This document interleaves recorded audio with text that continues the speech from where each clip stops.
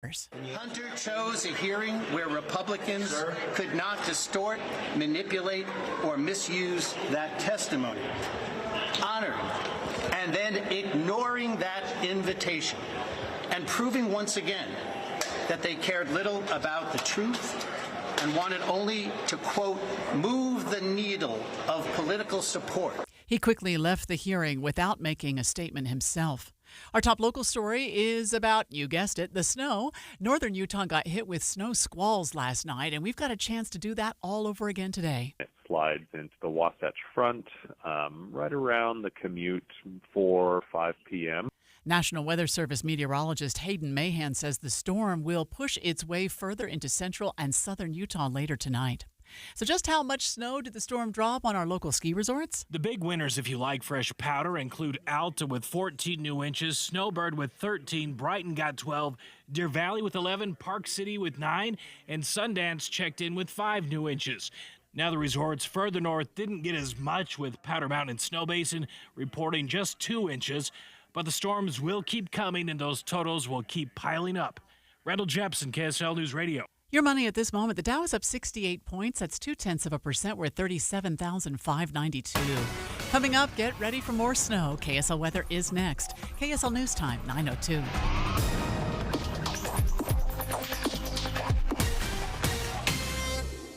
News doesn't just mean information or dates. It's the story of our local history being told in real time. Be a part of the story. This is Tim Hughes and Amanda Dixon. We hope to be a part of your story. We have you covered on KSL News Radio. If you have unfiled taxes or are in debt to the IRS, this is important news. The IRS just rolled out a new program to help struggling taxpayers more easily resolve their tax problems. It's called the Taxpayer Relief Initiative, and it opens up powerful new options for people looking to get back on the right track with the IRS. And no one knows this program like the professionals at Optima Tax Relief, America's most trusted tax resolution company. They've resolved over $1 billion in tax debt for their clients and have the expertise and experience to help you. One easy call to Optima can start the process, helping to put an end to your worries of wage garnishment, asset seizure, and other aggressive IRS actions. Make today the beginning of your fresh start with the IRS. Call the experts at Optima Tax Relief now for your free confidential consultation. Call 800-343-6460. 800-343-6460. 800-343-6460. Optima Tax Relief. Some restrictions apply. For complete details, please visit OptimaTaxRelief.com. Some days I cover up because of my moderate to severe plaque psoriasis. Now I'm hitting the road with clearer skin thanks to Skyrizi, Risankizumab Riza, a prescription-only 150 milligram injection for adults who are candidates for systemic or phototherapy. With Skyrizi, 3 out of 4 people achieved 90% clearer skin at 4 months. And Skyrizi is just 4 doses a year after 2 starter doses.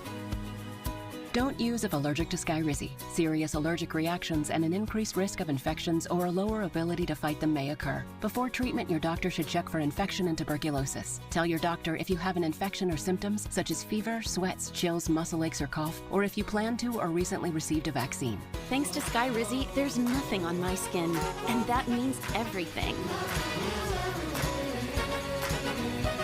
Ask your doctor today about Skyrizi, the #1 dermatologist prescribed biologic in psoriasis, and visit skyrizi.com or call 1-866-SKY-RIZZI to learn more. Jeff Kaplan here for my good friends at Advanced Window Products. Jake Weber and Nate Orchard are spreading the holiday cheer with their biggest sale of the year. If the wind whistles through your windows, if you want a fresh new look for your #1 investment, your home, call Advanced Window Products and take advantage of this incredible end-of-year sale. Replace all of your windows and frames, and you get $2,500 off. But that's not all. You get a free premium glass upgrade. Insulate your home against the cold with double-pane windows and stylish frames, any style, any color, and they're built custom right here at their headquarters in Salt Lake City for 37 years. They build the windows, they install the windows, and they guarantee them for life. Plus, an additional $2,500 off and a free premium glass upgrade. You can save now, pay later, so take advantage. Call now Advanced Window Products, 801-850-9100, 801-850-9100, or visit AdvancedWindowsUSA.com.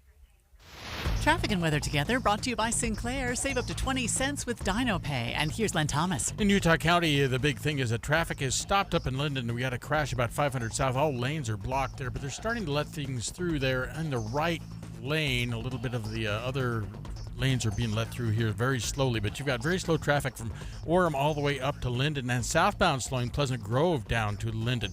In Salt Lake County, you've got this crash eastbound I-215 south belt about 1300 east. 2 left lanes closed and traffic crawling by there. Looks like really just through one lane there. Update your kitchen with Durden's Appliance, where they meet any competitor's price. Visit Durdens.com on 5th South in Bountiful. Durden's, brands you know at prices you'll love. Len Thomas, the KSL Traffic Center. KSL weather will have a chance of snow throughout the day. The storm is expected to come in through the northern part of the state and then make its way south. The biggest part of the snowstorm should hit Salt Lake between 4 and 6 this afternoon. Right now it's cloudy and 27 degrees. I'm Amanda Dixon from the KSL Common Spirit Health Studios. Listen online at kslnewsradio.com. We are Utah's news, traffic, and weather station. Dave and Dujanovic, your morning companions for talk, analysis, and key perspectives on Utah's biggest stories on KSL News Radio. Dave and I are just watching this drama unfold as it does almost every day now back in Washington, D.C., and we're watching it on the monitors here on CNN and Fox and News Nation. It looks like President's son, Hunter Biden, decided to attend a committee hearing regarding holding him in contempt of Congress over testimony, not testifying, and then did he just turn around and walk out? Yeah, he crashed the committee hearing kind of unexpectedly. All the cameras were following him in, and then he just ups and walks out. Yeah. I have no idea what is going on right now. And we are honestly a little bit in the dark about what's going on right now, just because we're in the studio and this is just unfolding. So our team of reporters and producers is always in the newsroom, tracking down the latest developments on this story. It's 9:07. It's time for the launch. Sequence engaged. And here are 3 things Debbie wants you to know.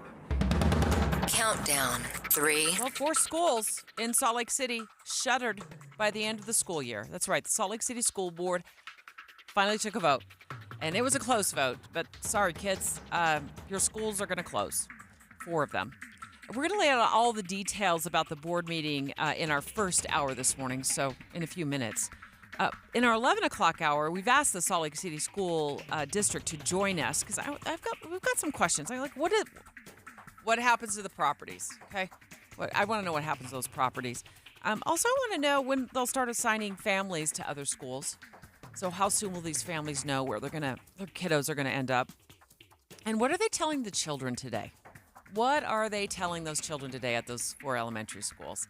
It's got to be a wah wah wah kind of a day. Yeah, and not totally a surprise. They have spent a lot of time discussing this. This is just the official declaration that, yeah, we are going to shut these 4 schools down. For me, it would not bother me at all. I don't care where my kids go to school, but there's a lot of people that are very attached to that specific school. They may have moved into the neighborhood because they wanted to send their kid to that elementary school. So the old switcheroo, the changeroo, that can be very, very frustrating for parents. Countdown. 2. We are gearing up for the 2024 legislative session. It starts in just a few days. Of course, always one of the most important topics are school kids. We're going to speak to the chair of the Education Committee in the 11 o'clock hour. She's calling in about the top priorities for kids in schools in this session, which I said, did I say this already? It starts next Tuesday. One issue, interesting, just curious about this, includes giving money back or tax credit to teachers for the money that they have to fork out of their own pockets just to bring, supplies to the classroom. Any rewards I have to buy, like any of them, I end up going into my personal account. Now, Debbie, you know this, my wife works at an elementary school, so I have a little bit of insight into this. But I think teachers put a lot of pressure on themselves to kind of keep up with the Joneses. They see another teacher that might be spending a bunch of money to have a bunch of rewards, and they feel like they have to do the same thing. I'll tell you one thing that my wife does, and that she learned from the kindergarten teacher that was incredible, that is that is affordable, that doesn't require hundreds or even thousands of dollars. I just wonder if there's too much pressure on the teachers to keep up with the Joneses. Launch countdown 1. Right now, we've got an hour by hour, county by county breakdown of Snow Squall, the sequel. It's going to start blowing up north around, looks like just after the lunch hour. And if you got the phone alert last night that sounded across Utah for round 1, we soon knew the answer to this question. Hi, yes, hello. I am on my 2nd year living in Utah. What is squall? Just listen to the David Dujanovic show. That's all we've been talking about is the snow squall. But it's okay. We'll explain it again. And okay, what was Snow Squall 1 like? How did it do? Was it what was the squall factor? Was it a very, very squally or just a little squally? Dave and Dujanovic. The launch. Commence. Dave and Dujanovic. Special coverage of the top local story. Yeah, and I think if you were not caught in it, you're like, I'm just in the dark. I don't know. And nothing came by my house. What are you talking about? Well, you're lucky because you missed a bad movie. Actually, it's more like a short film, a really bad short film. If you were caught in it, roads disappeared in minutes. You were blinded by the snow and the light, and you weren't sure where that snow was coming from. Was it coming from the sky or your neighbor's roof? Yeah, that's true. It does blow it all over the place. I was a little bit disappointed in Kaysville. It was like a heartbeat. I even called my son and said, "Hey, buddy, get home. This thing's about to hit." And he gathers up all his friends from Wendy's, and then they come home. They've got Frosties in hand, and then it was over. And I'm like, oh, sorry, man. KSL meteorologist Matt Johnson just blew into studio to preview Squall the sequel. County by county, hour by hour. You've got the breakdown, Matt. Yeah, and you know, that's kind of the claim to fame with these things is that they bring a quick punch of snow and then they're done. Let's start with extreme northern Utah. Cache Valley, around 2 to 4 p.m. is when this other snow squall or cold front with a heavy punch of snow comes in. Salt Lake County, I should say, 4 to 6 p.m. And then Provo and Utah County, it looks like your evening commute, you could be in the clear. Right now, looking at 7 to 10 is when this thing starts to impact. And yesterday, you know, we saw a trace to 2 inches, just a quick punch of snow. And that's kind of what we'll see with this round this evening. What was happening up in the mountains? We picked up a solid 4 to 14. So big disparity, right? Snow Basin, Nordic Valley, places way up north, Cherry Peak, didn't pick up that much, whereas the Cottonwoods did a solid foot. So I was scrolling TikTok last night because I had the pleasure of watching this snow squall, the short film, unfold from the comfort of my sofa. And I saw Sydney. A lot of people were posting about the squall. So this is Sydney. I don't know Sydney, but Sydney, I'm now following you on TikTok. So she got the cell phone alert. I'd gotten the cell phone alert. Hi, yes, hello. I am on my 2nd year living in Utah. What is squall? So just to recap, Matt, give us a crash course once again in what is squall. Right. So snow squall is basically a fancy term for a heavy, brief, quick-moving snow shower. But a lot of times they'll come in lines, almost with a cold front, right? And they can happen without cold fronts, but a lot of times here in Utah they're associated with a cold front sliding through, and it's just a quick hour to an hour and a half of heavy snow, reduced visibility, sometimes 1/10 to 1/4 of a mile, wind. We saw gusts up to 70 miles an hour in Brigham City last night.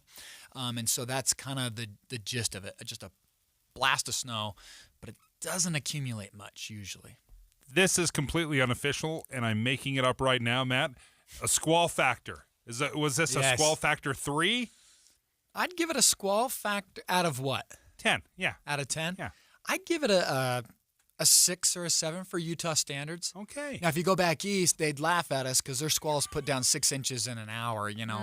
Okay. But if you're driving in it, it was probably an 8 to a 10. Yeah. So, in fact, Matt, thank you so much. Matt Johnson. You can follow him on Twitter. He's updating his Twitter account all day long. You can also get the KSL weather app and download that to your phone, or check out kslnewsradio.com for the latest weather developments. Matt Johnson in studio with us. Utah Highway Patrol is tallying up the car crashes from Squall 1 for us next. It was more than what we were reporting earlier because they've done a new tally this morning based on their new data that they're getting in. So they're going to let us know, was this from like slide-offs, from the ice that's set up right away? Was it from rear-end crashes, from the low visibility? But if you were like Mark Meeker, who lives up in Hiram, he recorded some video for us. He's a listener and a viewer of KSL and sent it in. He was thankfully just right kind of in his neighborhood when this thing hit. Driving down to get to my townhouse, and as you can see, near whiteout conditions, 30 or 40 mile an hour winds. Dave and Dujanovic. You know KSL is the only news radio for your car, right? The only news radio for your smart speaker. Come here in the morning. It's the latest news and traffic. In the afternoon, news and updated weather. We have you covered at KSL News Radio. 6 days until Utah lawmakers are back on the Hill. Making decisions that affect you. Fewer taxes taken out of paychecks. Tax credits for families, affordable housing, and school funding. This week, KSL tells you everything you need to know about the upcoming session. Wednesday, school safety and curriculum. Thursday, AI and technology. Friday, anything affecting taxes and your money. Listen this week, Eye on the Hill 2024 on KSL News Radio. Hi friends, Dan the Laptop Man here from PC Laptops. I get a lot of emails from people all the time. Here's one. Dear Dan, I hear your talk about a lifetime service guarantee. Free? Really? Please help me avoid all your fine print and be honest about what free means. You understand that we should be very wary of a free offer. Signed, Skeptical. Hi, Skeptical. I remember 22 years ago when we started PC Laptops and our lifetime service guarantee, people thought it was too good to be true. Well, you know, after a decade, people started believing me a little bit. But you know, it's been 22 years of having the privilege to serve our friends and neighbors like you. Our lifetime service guarantee has become the most trusted warranty in the industry. You can get a brand new PC Laptops desktop computer, and they start at only $29 a month. Check us out at PCLaptops.com. That's PCLaptops.com. Here's to seeing you soon, Skeptical. I say it all the time. When it comes to your SOTA weight loss journey, there's no time to lose. There's only time to win, and there's no time better to win than right now. This is the time to get going on your SOTA weight loss journey. It's SOTA. It stands for state of the art because it is state of the art. You've heard me say it over and over. I've lost 37 pounds in 90 days. I'm 2 years into my maintenance program. I'm exactly at the right spot. Feel great. Look better. Everything's right where I want it to be, all through SOTA weight loss. Right now, your chance to win is even greater because you could actually win a full year of SOTA's amazing program. And get this, a $2,000 wardrobe makeover in SOTA's Shape Up Showdown. You're ready for it. All you have to do is email shapeup@sotaweightloss.com. As I said, there's no time to lose. There's only time to win. Check it out at sotaweightloss.com. That's SOTA weightloss.com. The monster is coming, and it wants you and your family. And that's great news, really, because it's time for the Bear Lake Monster Winterfest, January 26th through the 28th. Winterfest is all about an incredible celebration of winter and all the fun it brings. So start Friday with Monster Winter Sports and Trails Day, a free event featuring fat tire bikes, snowshoes, snowmobiles, and tubes for the kids. Also a taste of Bear Lake, with local restaurants dishing up their tasty specialties. Then Saturday, it's the Monster 5K Walk and Run, a Monster Cisco Disco Tournament, chili cook-off, even a cardboard boat regatta, followed by the famous Monster Plunge. Come on, Bear Lake awaits. Visit BearLakeMonsterWinterfest.com for pre-registration times and locations. That's BearLakeMonsterWinterfest.com. Presented by Bear Lake Visitors Bureau and Bear Lake Chamber. Boyd Matheson on Three things you need pitfalls to of know this politics. hour. I'm Amanda Dixon. First, expect more snow today, including possible snow squalls. Second, the Midway Ice Castles will be open next Monday. It's later than originally planned thanks to our warm winter. And third, Hunter Biden made a surprise visit to a committee hearing about whether he should be held in contempt for defying a congressional subpoena. Right now it's 27 degrees in Salt Lake City. Back to David Dujanovic on KSL News Radio. Dave and Dujanovic. Dave and Dujanovic. Special coverage of the top local story. Well, we just heard from KSL meteorologist Matt Johnson about Snow Squall, the sequel. It arrives starting at about 2 o'clock this afternoon in the Logan area, between, I think he said 2 and 4. Salt Lake City area, Salt Lake County area, between 4 and 6 o'clock tonight. And then Provo, Utah County, it looks like you skate by okay with the evening commute. Snow squalls expected to hit that area between 7 o'clock and 10 o'clock tonight. Were you caught in it at all last night, Dave? No, it was very, very quick. We were a little bit nervous because we'd been talking about it. We got the advisory, but where I was at, it blew in and blew out in a heartbeat. Yeah, I stayed home on purpose, and I watched it from my sofa. And the wind started kicking up, and I knew it was on its way. If you were Utah resident Mark Meeker, who lives in Hiram, which is up near Logan in the Cache Valley area, he sent us a video. He was driving home and happens to capture some of the squall as it's coming in. Fortunately, he was right near his home, but here's part of what he said. 5:21 p.m. on Tuesday night, and I'm in Hiram, Utah, Cache Valley, Utah, and we have a snow squall going on here. He's so calm. And I'm driving down to get to my townhouse, and as you can see, near whiteout conditions, 30 or 40 mile an hour winds. Yeah, trash cans were like tipped over. You could see the snow blowing in front of his windshield. It would have been scary if you were on the freeway when this was hitting. We certainly played it better safe than sorry, even though it didn't hit our area very hard. And I mean, there was a little bit of concern, but I called my son and I said, "Hey, get home before this thing hits. I don't want you out on the roads." And he and his friends kind of hustled from getting a hamburger, and they came to my house. They're like, "What's the big deal?" Because it wasn't that bad, but that wasn't necessarily everybody's experience. No. As you heard Mark explain or describe it, it was extremely dangerous. Right. So that is, I think, part of the importance is just because it didn't hit me doesn't mean that it wasn't affecting a lot of different people across the state. And people are on the road, Dave. I mean, as I was looking outside, I kept poking my head out my front door. I was like, what's it looking like now? And then the road was there one minute, and then it was gone the next under like ice and snow. It got really cold really fast. The wind was blowing. The cell phone alerts were going off that the squall was coming. 77 crashes recorded last night. But then Sergeant Cameron Roden on the line with us right now with Utah Highway Patrol saying that number has increased as of this morning. What do you know, Cameron? By the time the day finished out yesterday, we were sitting just over 100 crashes. So busy day for troopers as they were out there. Like you mentioned, we had pretty good notice on this between stations and alerts letting people know that this storm was coming to let people plan ahead to try to avoid those conditions. Is there a sense of what was causing the crashes? Was it the icy roads? Was it the visibility? It's a combination of both. With those, depending on the area you were in, with those whiteout, very heavy conditions, it's hard to see, and so you don't know if you're on the road. You don't know if other cars are around you.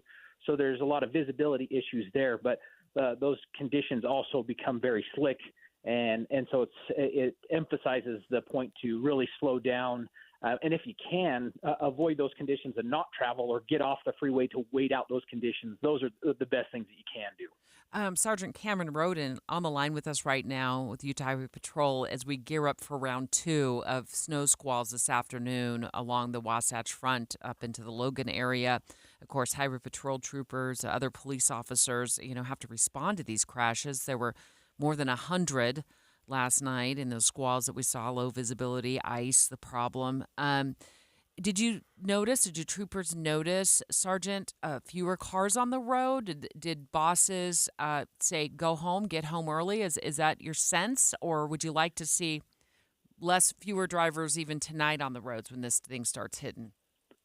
In certain areas, yes, that storm kind of affected different areas at different parts of the day. So in some areas, it hit right around the commute time, and as it moved through the state, luckily it caught them more towards the end of the commute time, so people were able to get home and hopefully were able to leave a little bit early. But it's a good thing to know coming into days where we expect more storms coming in and more conditions that may be similar to yesterday, if that's a possibility for people to either leave a little bit early to get home when those storms are expected, or delay that travel a little bit to avoid traveling during low visibility or really slick conditions.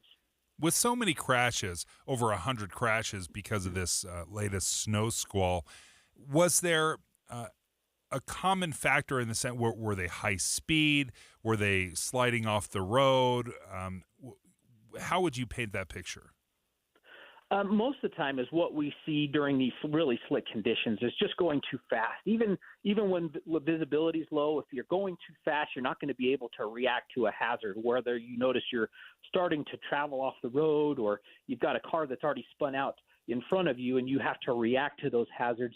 If you're going too fast, you're going to lose control yourself. So speed is a common thing that we noticed in most of these crashes too. But even when the conditions start to improve, like this morning, we don't have those same conditions, but we're getting crashes this morning of where people's speeds start to pick up again, and then they may change lanes and hit a little patch of slush or ice between the lanes, or drift off on the shoulder and catch some of that snow that's still on the shoulder, and then they lose control. So even when the conditions look like they're improving, we still need to use caution when that snow's present. Yeah, that's a great point. Even from road to road, from street to street, as I was traveling downtown, there was a huge difference between one street and the next. So thank you so much for joining us, Sergeant Cameron Roden with UHP. Did you get an alert to your cell phone last night telling you? I did too. Mine didn't sound, though. I don't know if I don't have I've got to check that because I would want to know. But I also got the KSL weather alerts. They kept dropping in. It's like, hey, warning, snow squall approaching your area, and all that other advice that they give you. We also posted this, Dave, on our KSL News Radio Facebook page, so you can go there and check out some of the comments and join in the conversation as well. Let me read you some of these comments, because the question that we asked is, did you get caught in the squall yesterday? Bruce said, Bruce wrote a novel. Bruce said, I was driving on Fort Union Boulevard in Colwood Heights, stopped at Crumble Cookies. Good choice. Love those cookies. Just as the snow started. By the time I left, 7 minutes later, it was hard to see the lane lines. When I got Fort Union and 9th East intersection, could not see the lane lines. Visibility was about 200 yards. Isn't kind of funny that we still get in our cars and we go? Instead of go to Crumble. Yeah, like there's a word. There's not a that's a pretty good place to hang out if you wanted to. But I think there is a sense that we just want to get going. And even though it is just an absolute whiteout, we're like, I'm still going to plow through. Jasmine said, I fell down the stairs during it. Concrete is definitely more difficult to walk on during winter. I was walking in from tracks this morning, from the track station right here at the arena stop, and the sidewalks. They do a good job of shoveling them for sure. But I had a few moments where I wasn't sure I was going to be standing upright. I kept slipping around. Heidi said it blew her over. Did you see KSL5 Mike Anderson? No. He posted a video, and he said it was he was on camera and covering the snowstorm live for KSL5, and he said it blew his camera over. It kept blowing like the camera, the television news camera, like out of his hand. James says he's working in Taylorsville delivering pizza. Not as bad as other places, but it did get a little scary at about 7 o'clock last night for James. Yeah, and we'll expect another one starting in the Cache Valley today at 2, and then it kind of makes its way south down to Provo. It'll hit Provo around 7. And between 4 and 6 o'clock tonight, so for your evening commute, another commuter special with snow squalls in the forecast lined up for the Salt Lake County area. next. This has been such a strange story. The Secretary of Defense for the United States, Lloyd Austin, he's been hospitalized for more than a week because of complications from surgery. And I don't think I was quite sure what that surgery was for until they finally made the announcement yesterday. Well, you're not alone, Debbie. The White House didn't know either.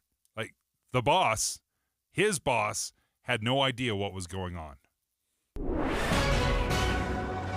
9:30 at KSL News Radio. I'm Amanda Dixon. Right now, our top story, Hunter Biden made a surprise visit to a committee discussing if he should be held in contempt for defying a congressional subpoena. He didn't stay long, and when he left, his lawyer spoke to reporters, saying Biden didn't do anything wrong. Other stories we're following. Salt Lake Airport officials say they don't need to make any security changes following the security breach where a Park City man was able to go through an emergency exit and then climbed into an airplane engine. That man later died. The Salt Lake Police Department and the FAA are still conducting their own investigations. TSA found some strange things last year. TSA finds strange things and carry-ons in checked bags all the time, but people trying to sneak things on planes are getting sneakier and more creative. The agency named their top 10 catches of 2023. They include throwing knives based on the anime Naruto, a knife hidden inside a loaf of keto bread, a bag of meth disguised as crab boil seasoning, and a weed-filled diaper. Number 1 on the list is a homemade explosive device found inside of a Bang energy drink can. Alexandria Bonilla, KSL News Radio. Your money at this moment. The Dow is up 53 points. Right now we're at 37,578. Coming up, get ready for more snow. KSL weather is next. KSL News Time, 9:32.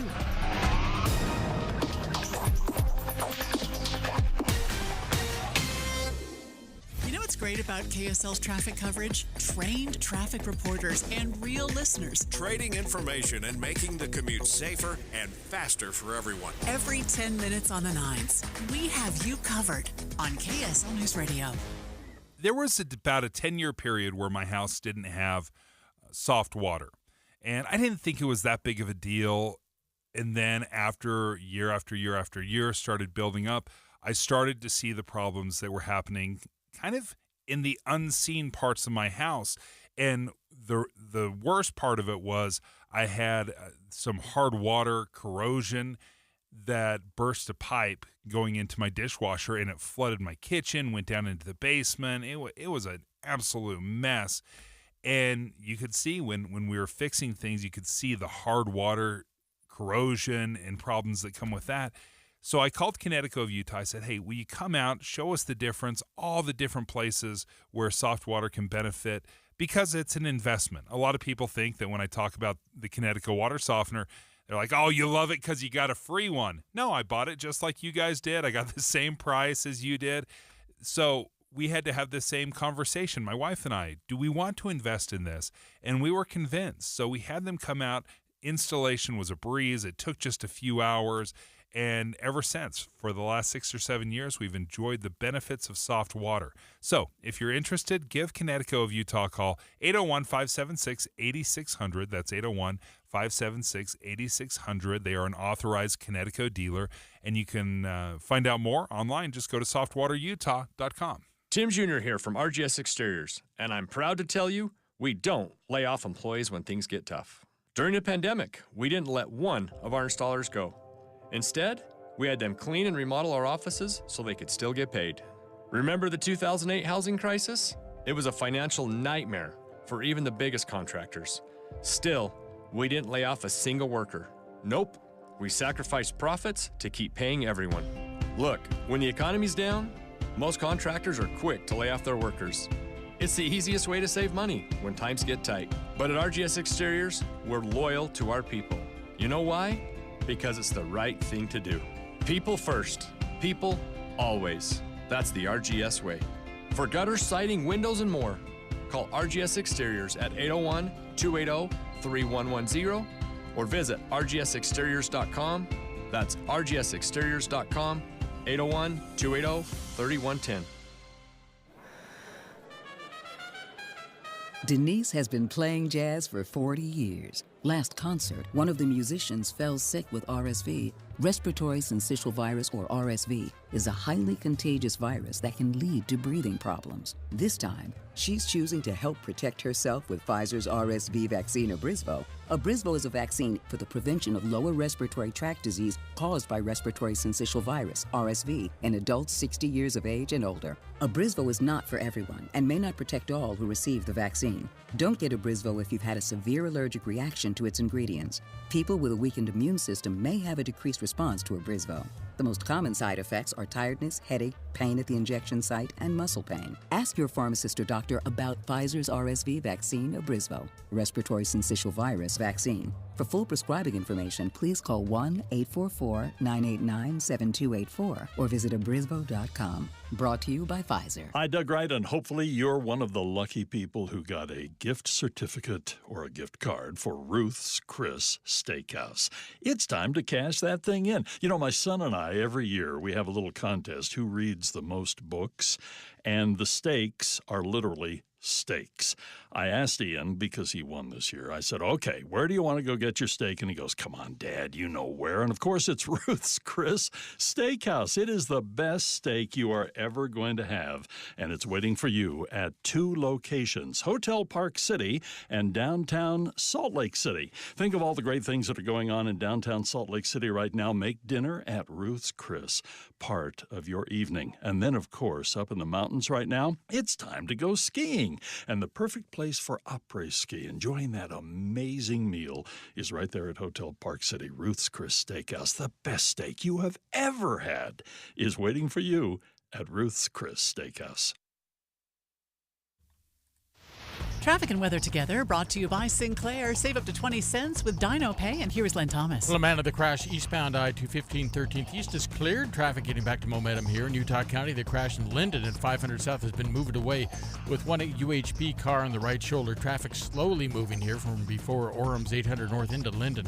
Twilla County, we have a crash westbound I-80 4 miles west of Twilla. Not seeing any delays there. Use Superior Water and Air for all your HVAC and plumbing needs. Call 974-9090 or visit superiorwaterandair.com. Superior Water and Air. We got this. Len Thomas, the KSL Traffic Center. KSL weather, where here comes the snow. We'll get some flurries throughout the day, but the bulk of the storm moves in later to the Salt Lake area, about 4 to 6 this afternoon. It's moving north from up in the Cache Valley down to the southern part of the state. Right now, it says we do have light snow. I don't see it outside the KSL studios. 28 degrees. I'm Amanda Dixon from the KSL Common Spirit Health Studios. Listen online at kslnewsradio.com. We're Utah's news, traffic, and weather station. Dave and Dujanovic, your morning companions for talk, analysis, and key perspectives on Utah's biggest stories. On KSL News Radio, Dave and Dujanovic. Special coverage of the top national story. We're going to talk about Secretary of Defense Lloyd Austin. He's been in the hospital for more than a week, and this has just all kind of been a real mystery and with a lot of surprises, and including this one for me. I didn't realize until this morning when I was listening to some news coverage on the train ride in, Dave, that he's been in the hospital from complications because he's had prostate cancer surgery. So he has cancer. And this did turn into an international news story and probably a genuine national security crisis, certainly, that Secretary Austin, for him, because he's kept this information from the president and from Congress. And that is a huge deal since Secretary Austin is second only to the president in the military chain of command. President, Secretary Austin, all the other generals. And I understand if you have some health struggles, that's very common. You don't want to share it with the entire world. There are HIPAA laws, obviously, that protect you. But you've got a raging war in Gaza, in Ukraine. Going dark and not communicating with your bosses what's happening, that's just not an option. I mean, just last week, the Pentagon launched an attack that killed a militia leader in Baghdad when Secretary Austin was in the ICU. He's certainly not the only person working at the Pentagon. But there's a lot of questions as to why and when and how and why not. We're going to get with ABC News in just a moment to get the latest on this developing story. But we do have a timeline from Walter Reed Medical Center. December 22nd, Secretary Austin has a procedure to remove the prostate. And he's under general anesthesia. And then he returns home. So it sounds like it was kind of like almost like an outpatient surgery. And by the start of the new year, he's made a turn for the worse. ABC's Martha Raddatz with more on that. By January 1st, he was in severe pain and rushed to the intensive care unit at Walter Reed by ambulance. Austin's chief of staff, a senior aide, and 2 Pentagon press secretaries all made aware of his hospitalization the next day, but failing to tell the White House or Congress. Ann Flaherty joins us right now. ABC's News is senior national policy reporter out of Washington. First of all, do we know how Secretary Austin is doing? So we do know that he has been sent home. And, you know, while this is cancer, I do want to put this into perspective. It's really important to get screened, particularly for men over the age of 55. But prostate cancer is one of the most common cancers worldwide. In the U.S., there's about less than 13% of men will be diagnosed with prostate cancer over their lifetime. It's considered, for the most part, very treatable. And that was the case with Lloyd Austin. But, of course, you know, he went under this they called it a minimally invasive procedure, but he was under general anesthesia. And, you know, as you were pointing out, this is somebody who, you know, would oversee our nuclear weapons. This is somebody who has a terrific amount of control, who reports directly to the president and is in charge of the nation's security. So it is a very big deal, not just to inform the White House, but also to inform the public. You really don't, when you are a public figure at this level, the privacy concerns that you might have really go out the window, because it's not just about your privacy, it's about national security. So as the American public, we get to hear when the president has every sort of, you know, health checkup and every sort of health problem in the world. That happens too with the defense secretary. So really important that people aren't kept in the dark on this. So the president finds out when, Ann? So we were told, amazingly, that the president was only informed on Tuesday. So today is Wednesday. On Tuesday, that he was diagnosed with prostate cancer. That was according to the NSC spokesman, John Kirby, yesterday, who, you know, and the question that we had was, you didn't ask? Like, you knew he was in the hospital. You had been informed that he was in the hospital, but you didn't know why he was in the hospital. So, of course, they didn't find out he was in the hospital until much later, and then they didn't even ask why. It's really sort of this breakdown in communication that is really baffling. It's just odd. Yeah, for sure. And you have to wonder if this is because it's about prostate cancer. If it was something else, would everybody have been more open about it? If it was a heart attack, if it was, you know, foot surgery, would people have been more open? Nevertheless, doing a quick calculation, that's 18 days after he went in for the procedure on December 22nd. That is a staggering number. How do they justify that? I mean, they don't. At this point, President Biden's aides say that he is standing behind Lloyd Austin, that he still feels that he is very capable, that this was just a breakdown in communication. They're reviewing those protocols. We do know that his chief of staff had gotten the flu at the time, and they believe that that is part of what caused this, was that it was, you know, kind of the Swiss cheese model, that when you line up all the holes, you know, things sort of fall through. So, you know, certainly the White House says they don't want this to happen again. They're going to launch its own review. And then, of course, we heard from yesterday, Congress, House Republicans say that's not good enough. We want our own investigation. Okay, so Chief of Staff gets the flu. Wasn't another top-level member of the Pentagon out of the country at the time, too, or on vacation? Well, I mean, the Pentagon, they have many people reporting up and rolling up to the defense secretary, and certainly the chief of staff would have been his right-hand person to have informed the White House. It really is stunning that there was nobody in that orbit who said, you know, wow, this is kind of a big deal. He's going under general anesthesia. Let's inform the White House. But I think it was even maybe a little hush-hush among them. And I think because Lloyd Austin is known to be deeply private, that's how this happened. But, you know, certainly it's not how it's supposed to happen. Things are supposed to go up through that chain of command and alert the White House. Did he have an obligation to tell Congress as well? Yes, he did. And that is, or at least the administration as a whole has an obligation, maybe not him personally or the Pentagon personally. But, we have these senior members in Congress who are supposed to be brought in on any matters of national security or any matters that are of critical importance to the United States. They should know when cabinet members are incapacitated. Absolutely. Is there a pressure to resign?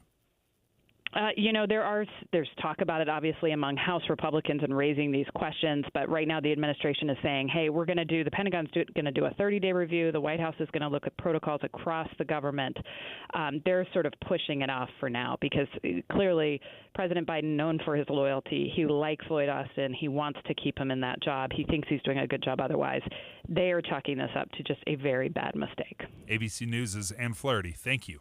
Thanks, Ann. I know ABC will keep us posted on developments as they happen because the stories, now that everybody knows and this is out, the information's out, things are starting to happen with it. The White House is looking into it. It sounds like Congress wants a full investigation. And Lloyd Austin, the Secretary of Defense, issued a statement, said it'll do better next time. So we'll see where this lands him. Yeah, I think it's fair to say this is inexcusable. 18 days without your boss knowing what's going on? Yeah. Incredible. Yeah. Well, and also dealing with a cancer diagnosis, that comes with whether you say it's really curable, and that's still a really heavy weight on a family. So nobody wants to get that diagnosis. We'll continue to follow that story. 4 schools shuttered by the end of this school year. The Salt Lake City School Board, we've been talking about this for a while. They finally took the vote last night. It was a close vote, but it wasn't quite enough to keep these 4 elementary schools open. The talking point next that I want to get into is, do you feel like the district handled this the right way? Next. Dave and Dujanovic. Dave and Debbie go out of their way to make sure you hear all sides of a story. They're working the phones to get several viewpoints on for you. Hi, it's Tim and Amanda. We get you the full story, too. We have you covered on KSL News Radio. It's that time of year. Time for the amazing Utah Auto Expo. Friday, January 12th through Monday the 15th at the Mountain America Exposition Center. This is your chance to see the newest cars, trucks, and electric vehicles all at one location. Test drive vehicles from Jeep, Dodge, and Ford, including the new Ford Lightning and Mach-E. Lots to do for the whole family, and parking is always free. It's the Utah Auto Expo. The 12th through the 15th, Mountain America Exposition Center. Go to AutoExpoUtah.com for discounts. It's the question that's been on everybody's mind, and it's about to be answered. When will Gillette Heating and Air offer plumbing services? You want to know? Yeah! The answer is now. To celebrate, Gillette is offering a free tankless water heater when you buy a high-efficiency heating and cooling system. For a limited time while supplies last, call Gillette today for heating, AC, and now plumbing. Call 385-GET-HEAT. Carrier, turn to the experts. Jackson Hewitt has a plan to get your tax refund fast. With a buck here, buck there. Here a buck, there a buck, everywhere a buck. You don't have to wait weeks for your tax refund. Get money sooner with a no-fee refund advance loan at Jackson Hewitt. On this loan, there's a money today guarantee. E-I-E-I-DO. Don't settle for chicken feed. Get fast bucks at Jackson Hewitt today. No-fee refund advance loans by Republic Bank offered to eligible clients. Money today guarantee if approved for a loan on a prepaid card. Details at jacksonhewitt.com. God, I'm so stressed. It's a brand new year and our business is busier than ever. Ooma. What is that? Meditation? I'm recommending the Ooma cloud phone system with auto attendant and more than 35 features. Ooma? Yep. Switching to Ooma is a cinch. Starts at $19.95 per month per user, plus taxes and fees. Ooma. Now you're feeling it. Visit Ooma.com. That's OOMA.com to learn more. Ooma. Smart communications for the smarter business. Les Olson IT is your source for top quality technology. We carry the latest desktop and laptop PCs in stock, configured to your specific needs, and backed by our award-winning support team. And if your business demands high-performance hardware, we offer custom-built computers that can tackle any task. We also offer great computer accessories like monitors, keyboards, speakers, Fujitsu document scanners, and more. Get a quote today. Les Olson IT. Mr. Mac's Buy One, Get One sale. Buy one suit for $2.99. Get the second for $100. Any style, any occasion. Free alterations at 9 locations. Mr. Mac. Tim and Amanda. You know, we've been doing this, 30 years, Tim? We know that the news can be heavy. We know that it can be difficult sometimes to listen to or understand. But that doesn't mean that we're supposed to live in that down place every day. We learn the news, we're educated so we can take care of our families. But then, you know what? We go out and have a good day. Well, I think both of us come from the standpoint, and we have families. We have kids that are coming up different ages. Yours are younger than mine. Mine are grown adults. But we always try and look for the bright side, I think, because we all want to have that in our lives. And it's there. There is a bright side. There is a bright side out there. And so we look for those opportunities each day to hopefully send that message to you, even if it's not directly, in words, that at least in sentiment, things are going to be okay. Do you know what I like to tell people? The news is the exception, not the rule. So if there's violence in the news, that's the exception. The rule is most of us are safe and happy and doing okay. Amen. Utah's Morning News between 5 and 9 on KSL News Radio. With the 3 things you need to know this hour, I'm Amanda Dixon. First, prepare for possible snow squalls today as the snow continues to come down. Second, parents in the Salt Lake City School District are figuring out the next steps for their children after the recommendation to close 4 schools. And third, the state legislative session is next week, and the state says they're focusing on people, resources, accountable government, and the future. Right now, we do have light snow and 28 degrees in Salt Lake City. Back to Dave and Dujanovic on KSL News Radio. Dave and Dujanovic. We got word last night here at Broadcast House, and so did the teachers and parents and kids at these schools, that 4 elementary schools are going to be closing in the Salt Lake City School District. Now, Dave, you and I have been talking about this for how long? Oh, months. I think it felt like years? It's been years. They started this process in 2022. So I bet you we're coming up on a good 2 years of this, year and a half. I didn't realize it had gone back that far. The school board made the final decision. I read the news articles about it. I was like, it was close. But close doesn't really count, right, in this situation. It's 4-3 in favor of closing. So I think what that tells me is the school board was torn. It's a hard thing to close a school. But the schools, this district, Salt Lake City School District, look, you got to face the music, right? A major drop in students. They just can't afford to keep running schools like they're at full capacity because they aren't. They're not even close. Yeah, and it's natural. This happens. Neighborhoods ebb and flow. They turn over. So sometimes you have a ton of kids. Other times they just all grow up, and that's just the case. That's how it happens. So it's a tough decision that you have to make, because sometimes we think, we look at West High School that is just north of us here at Broadcast House. It's been around for over 100 years. I mean, that is a staple. Well, that's not always the case with smaller schools. We said ebb and flow. I'm going to give you some information in just a moment and get your reaction to it. I think there's more ebb than flow in the district. I mean, they're ebbing. Lots of ebbing. They've been ebbing for 75 years. And I think it's going to get worse. I'll get into the reasons why in a moment. But KSL News Radio's Eric Cabrera has done a good job covering this story for us this morning. The board has been discussing lack of enrollment in too many schools in Salt Lake City School District for a year. But with a proposed closure list, including Hawthorne, Benyon, Mary W. Jackson, and Riley Elementary Schools, the vote was met with skepticism from parents. Parents like Malika Phillips, who criticized the board for a lack of transparency and communication on how they made the list. It has been stated by many others how a lack of transparency and inconsistencies with the process have led to a corrosion of trust by the public towards the school board and the district as a whole. 3 of the 7 board members who felt compelled to agree with those parents stated more time could be spent on the matter and voted no. But with 4 yes votes, the motion was granted to move forward with the closures at the end of the school year. Eric Cabrera, KSL News Radio. So Eric told us Hawthorne, Benyon, Mary W. Jackson, Riley Elementary Schools these are the ones that eventually bubbled up. They had a full list of 27 schools that they studied, and these are the 4 that bubbled up.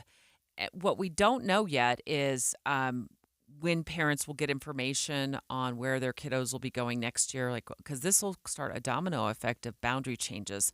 We're going to try to get more information about that particular aspect, and also how are the kids doing today when the school district calls in the 11 o'clock hour.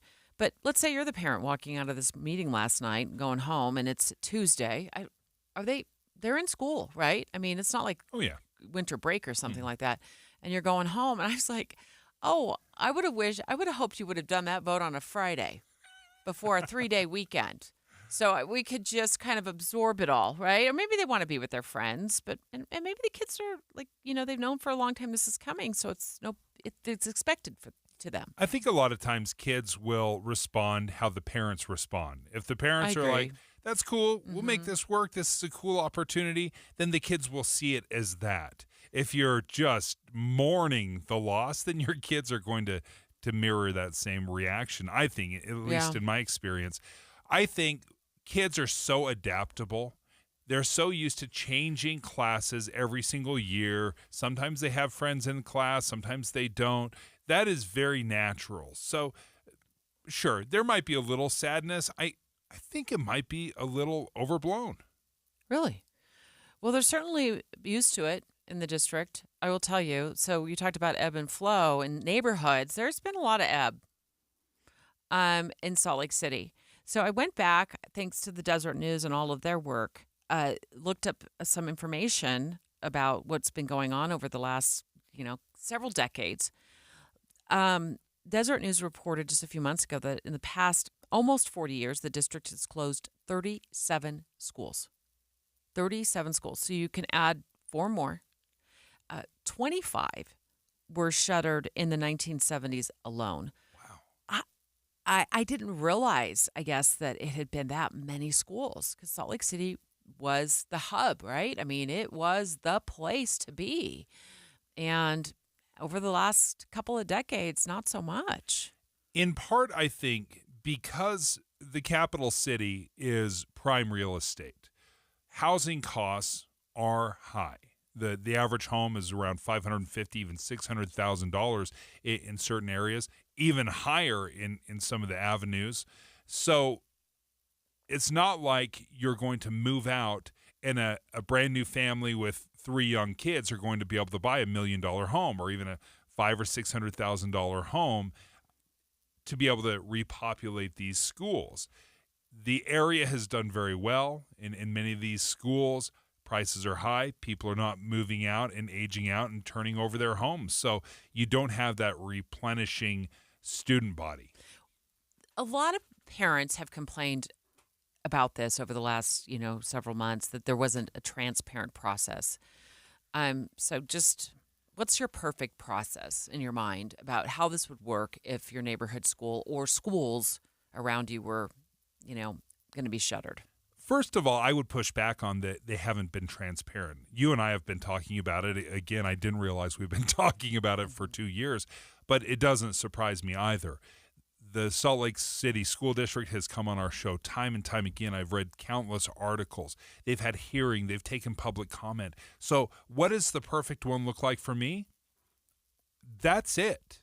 What they did. Now, the fact they didn't come to the conclusion that you wanted doesn't mean the process wasn't transparent. Oh, well, I really wanted to just talk about, like, as a parent, what I would expect. So I'm gonna lay that out in just a second. But I really feel like the unveiling of the schools came a few months ago. They were studying this since July, I believe, in 2022. But then the unveiling of the schools that were going to bubble up as the schools that were going to be closed. That to me, I would want to know that a little bit further ahead. I just want it, and maybe sooner in the process, so I could make other decisions, not mid-school year, about where my kids are going, especially if I had little kids and they were, going to be aging into the school system. Like, I would kind of want to know that sooner rather than a couple of months before. Okay, maybe they have been transparent. I would agree. There's been a lot of discussion.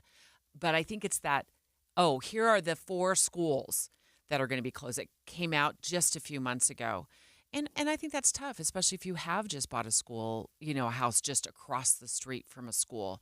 And you're like, I can't wait. My kids are going to be able to walk right across the street. Well, maybe not. Salt Lake City School District joining us once again to walk us through when the boundary changes will be made, because that really is what is next. And also, I want to know what's going to happen to the properties.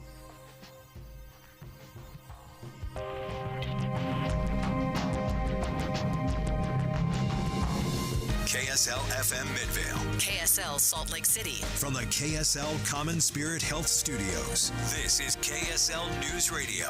Utah's news, traffic, and weather station.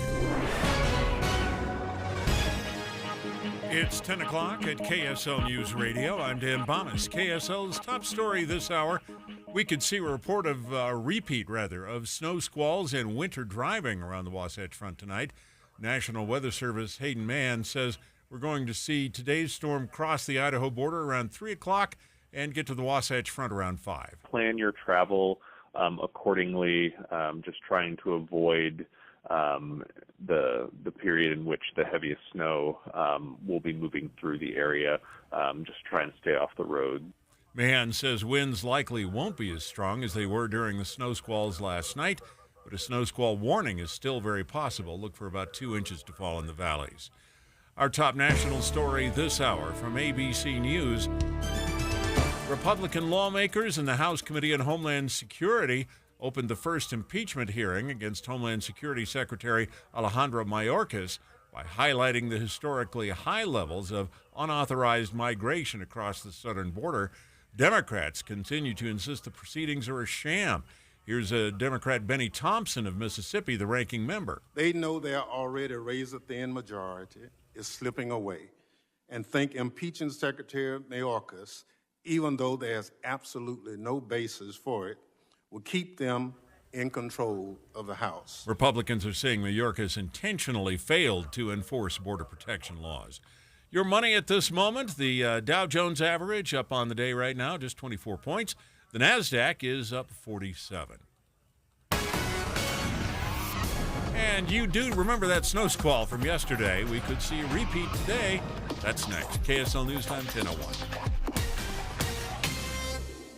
We hope you have the right app on your phone for news. You probably have dozens. But the KSL News Radio app, well, it makes our live stream super easy. Plus, our talk shows are right there as podcast for your workday. That's the app for KSL News Radio.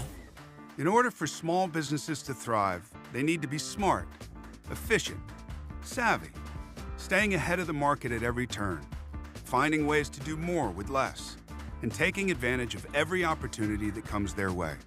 That's why Comcast Business is introducing the Small Business Bonus.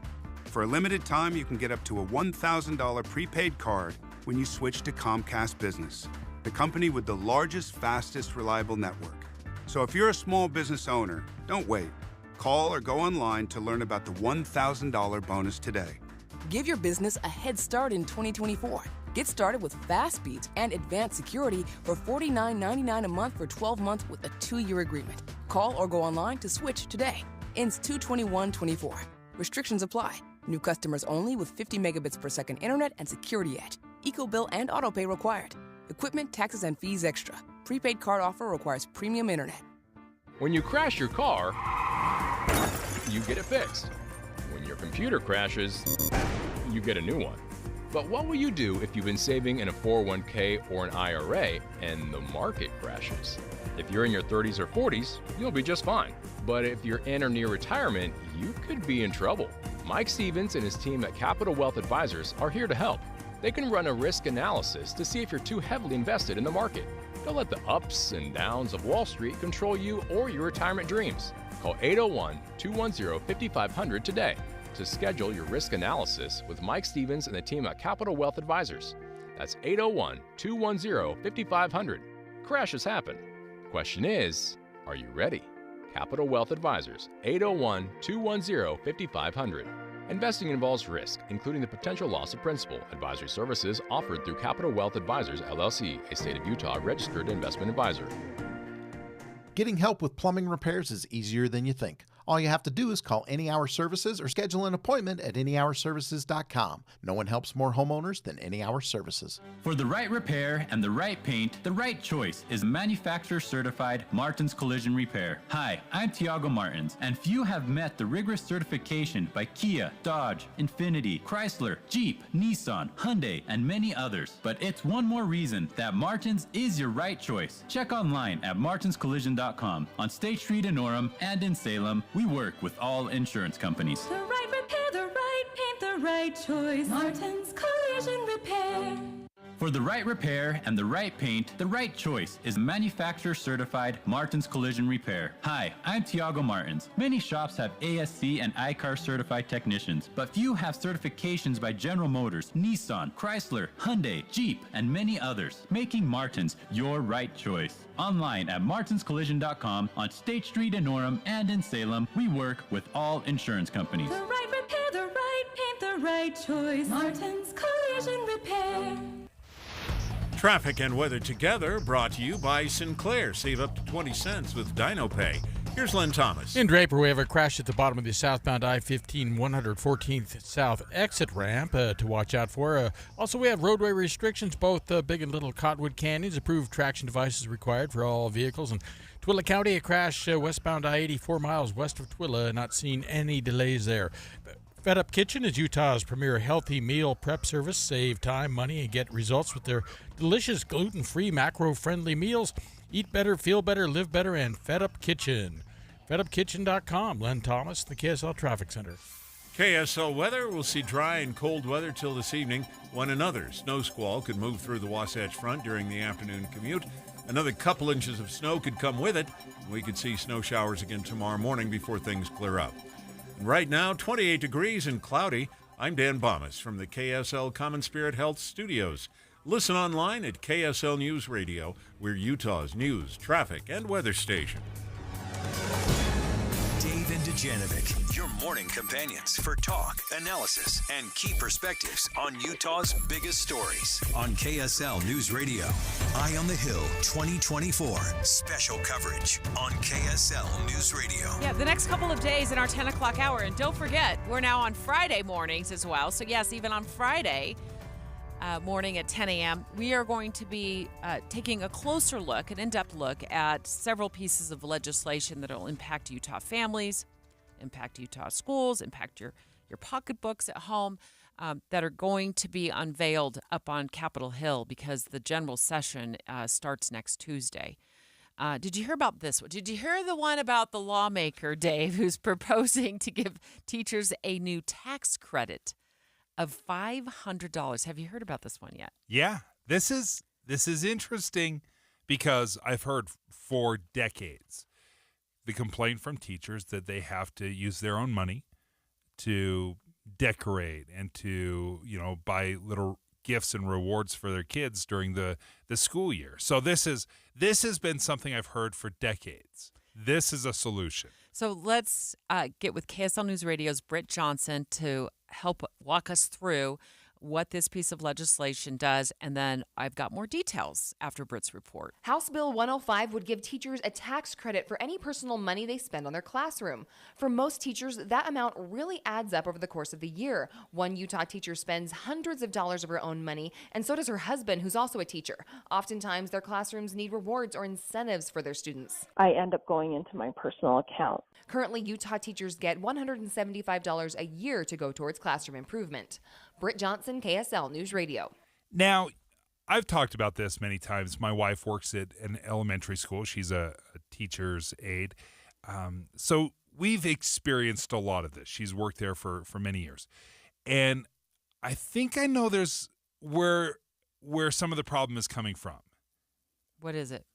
They're trying to keep up with the Mrs. Joneses. You think so? Oh, big time. What about the Mr. Joneses? So, Mr. Joneses, too. Mr. and Mrs. Joneses, there's teachers out there that spend a lot of their own money to add things to their classroom. And there is a pressure on other teachers to, why don't you have this? Or why don't you have that? Or, that's so cute. I like that program that you're running. So you feel like there's this tendency. There is a tendency. Okay, to keep up. And sometimes, some teachers could afford that. Other teachers can't. And my wife has seen that. And there are some teachers that are just absolute superstars that spend a ton of their own money to make their classroom a paradise. Well, not every teacher has that ability to just dump dollar after dollar. Of their own money. So right now they get $175, and I was trying a year, right, to do what they need to do in their classrooms. Think about all the little extras that you spend at work. Mm-hmm. I think work should not cost us money for supplies. We should be able to be, especially teachers. And I certainly don't expect a teacher to supply my child, with, endless amounts of Hershey Kisses because they got the alphabets right. Like, I would expect that they would be reimbursed for that. But what is the school year? About nine months. 9 months. So that's a whopping, right now, they get $19 a month. Come on. We've been complaining about inflation on this show for the last couple of years. I mean, that it's out of control. $19 a month is what they're getting right now. So this $500 tax credit, I'm not an expert. I'm not a CPA. It sounds better than $175 a year to go towards classroom improvements. But can I just give you some examples of what this legislation covers? So I'm sure you have some questions about it. Like, what comes to mind, Dave, when you look at, you hear this story? Like, what qualifies? Okay. Like, what counts? For example, things I hadn't heard of, food and hygiene products. If you are in the speech pathology arena of the school, this is work my sister does in another state, and she often has like games that she prints off, which that help the kids learn, and she can teach the kids with the games that she gets, and she goes out and buys things for them. Those are very instrumental, and sometimes what works for one child does not work for another in the field of speech pathology. It includes classroom supplies, food. If they find that a child doesn't, is going hungry, they can get them a little bit of food, it sounds like. So this doesn't just cover like treats because they learned the first half of their alphabet. This is the problem with giving the teachers the $500. Let's just say they give them the $500. The teachers should not be responsible for any of that stuff. The school should provide every single thing that you described. And if you need something in addition to that, say, for example, you are a speech pathology or you're a reading coach, and you need a game and you're absolutely convinced that this is going to help kids learn, you need to be able to go to the principal and say, hey, this is the pitch, this is what I need. Can you free up some money from your budget to pay for this? That is how this should work. I do not like the idea of putting the pressure on teachers to go out there, buy it, and then get reimbursed for it. But what if every child reacts differently? Like, for example, didn't you say your wife gave out Skittles? Okay, yeah. So what if a child can't have sugar? Okay, I'm glad you asked because or what if they she's have a absolutely peanut gone through allergy? this. Yep, Okay. she has a little one that has diabetes. So she has snacks specific for that child. Now, let me just give you an idea. Sometimes you're thinking, oh, well, how do I supply Skittles or Teddy Grahams or crackers for all of the kids? And part of this, again, is keeping up with the Mrs. Joneses. She learned this from one of her kindergarten teachers. After they have a little reading lesson, the reward is 1 Skittle. When I heard this, I laughed out loud. I said, there's no way 1 Skittle matters. She said, kids love it. They look forward to it. You can't give them, a whole package of Skittles because then they take it back to class and they're sharing and it's a disruption. But when I give them 1 Skittle, it's a little reward. And, 1 package of Skittles is going to cost her $1 a week. So what does she do for a child that can't have a Skittle? Yeah, you buy. She's bought a treat or a little something appropriate for that child. So that's more money then. Yeah, but it's a few dollars. But again, this is something that would be very easy to go to the principal and say, "Hey, I want to run this incentive program. Can you free up $5 in candy or Teddy Grahams or whatever it might be?" I just feel like we send our kids to school for 7 hours a day, 9 months out of the year, and teachers have been eating these costs for so long, and we've kind of just turned the other way and looked away and been like, well, you don't need all that fancy schmancy. I mean, this is a bare minimum, $500. Right now they're working off of $19 a month. If we give them $500 and our kids are, being taken care of. If a child who needs a hygiene product gets a hygiene product, if they get food because they haven't eaten, I don't have any problem with that. Let's just make it easier on everybody. And if we need to get an accounting of it at the end, if the teachers have to save all their receipts from Walmart and the dollar store so we can show if this program is working in a year or two, fine, so be it. But it looks like it does not cover substitute teachers. It covers teachers, it covers paraprofessionals, but it does not include substitute teachers.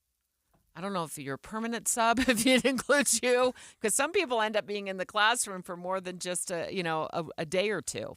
Sorry, did you say, do they have to submit receipts or anything, or was there any details on that? Yeah, we're going to find out. I don't know, but if they do have to submit receipts, so be it. Teachers are going to love it. Absolutely, they will love this.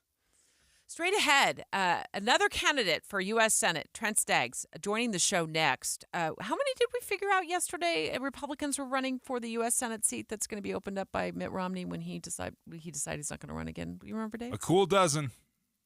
8 Republicans, right? 8 Republicans, 12 total. And Staggs is a Republican. The field is crowded. How does he feel about that? Dave and Dujanovic. Current events can have a lot of moving parts. Our job is to make it easy to keep up. You're part of a bigger world, so spend 15 or 20 minutes here and be part of it. Join us weekday mornings between 5 and 9 on KSL News Radio.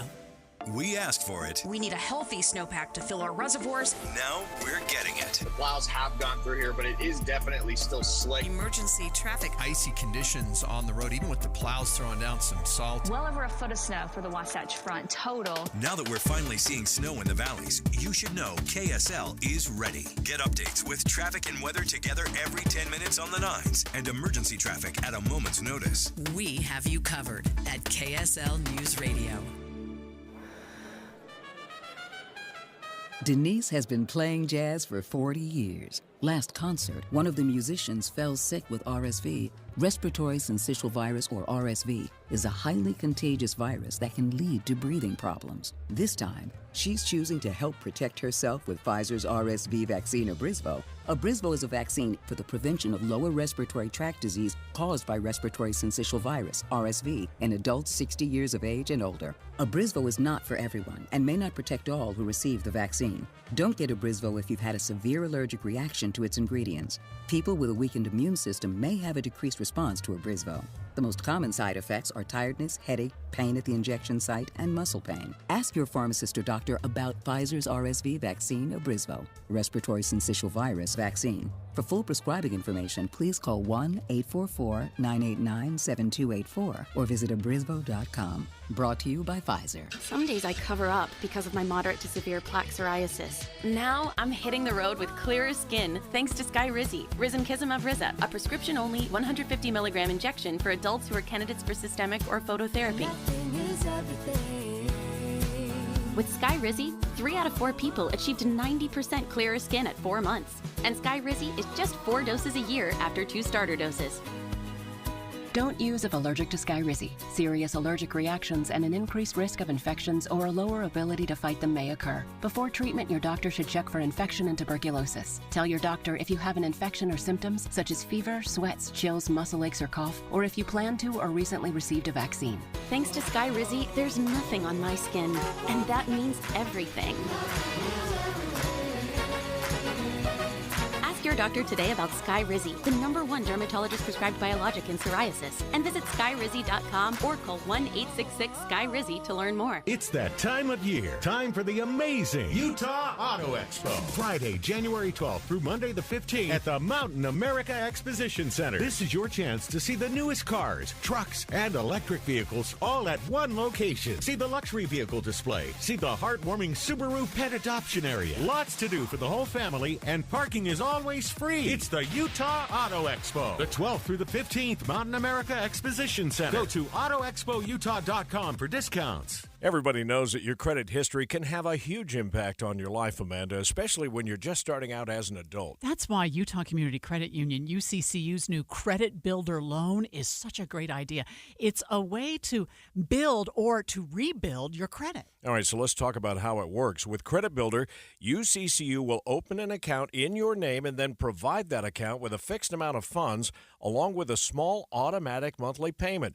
And as your automatic payments are made over time, of course, your credit builds, proving you're a responsible borrower and raising your credit score. And that credit score is just so important because it determines the interest rates you'll get, higher credit limits, better loan terms because of your credit score. And by the way, if you have kids in high school, open a Credit Builder loan in their name, and that way they're going to graduate from high school with a good credit score of their own. It's called the Credit Builder Loan from Utah Community Credit Union, UCCU. Just call or text UCCU or stop by any branch and start building your credit today. UCCU, you're going to love where you bank. Spend less time at the post office. With Formax and Mint mailing systems from Les Olson IT, you can quickly, accurately, and easily process your outgoing mail and even save on postage. Fold your documents, stuff and seal your envelopes, print addresses, weigh and measure to apply proper postage, all with the click of a button. With multiple model options available, you're sure to find a Formax solution and Mint mailing device that perfectly fits your business needs. Les Olson IT.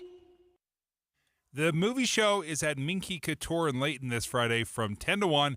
Check out all the ways to stay cozy and warm during these cold months. MinkyCouture.com. With the three things you need to know this hour, I'm Dan Bomas. First, we could see another snow squall this evening like the one we had yesterday. Second, the Salt Lake City School Board made a final decision to close 4 elementary schools yesterday. And third, a House committee has begun its impeachment proceedings against Homeland Security Secretary Alejandro Mayorkas. Right now, 28 degrees and cloudy in Salt Lake City.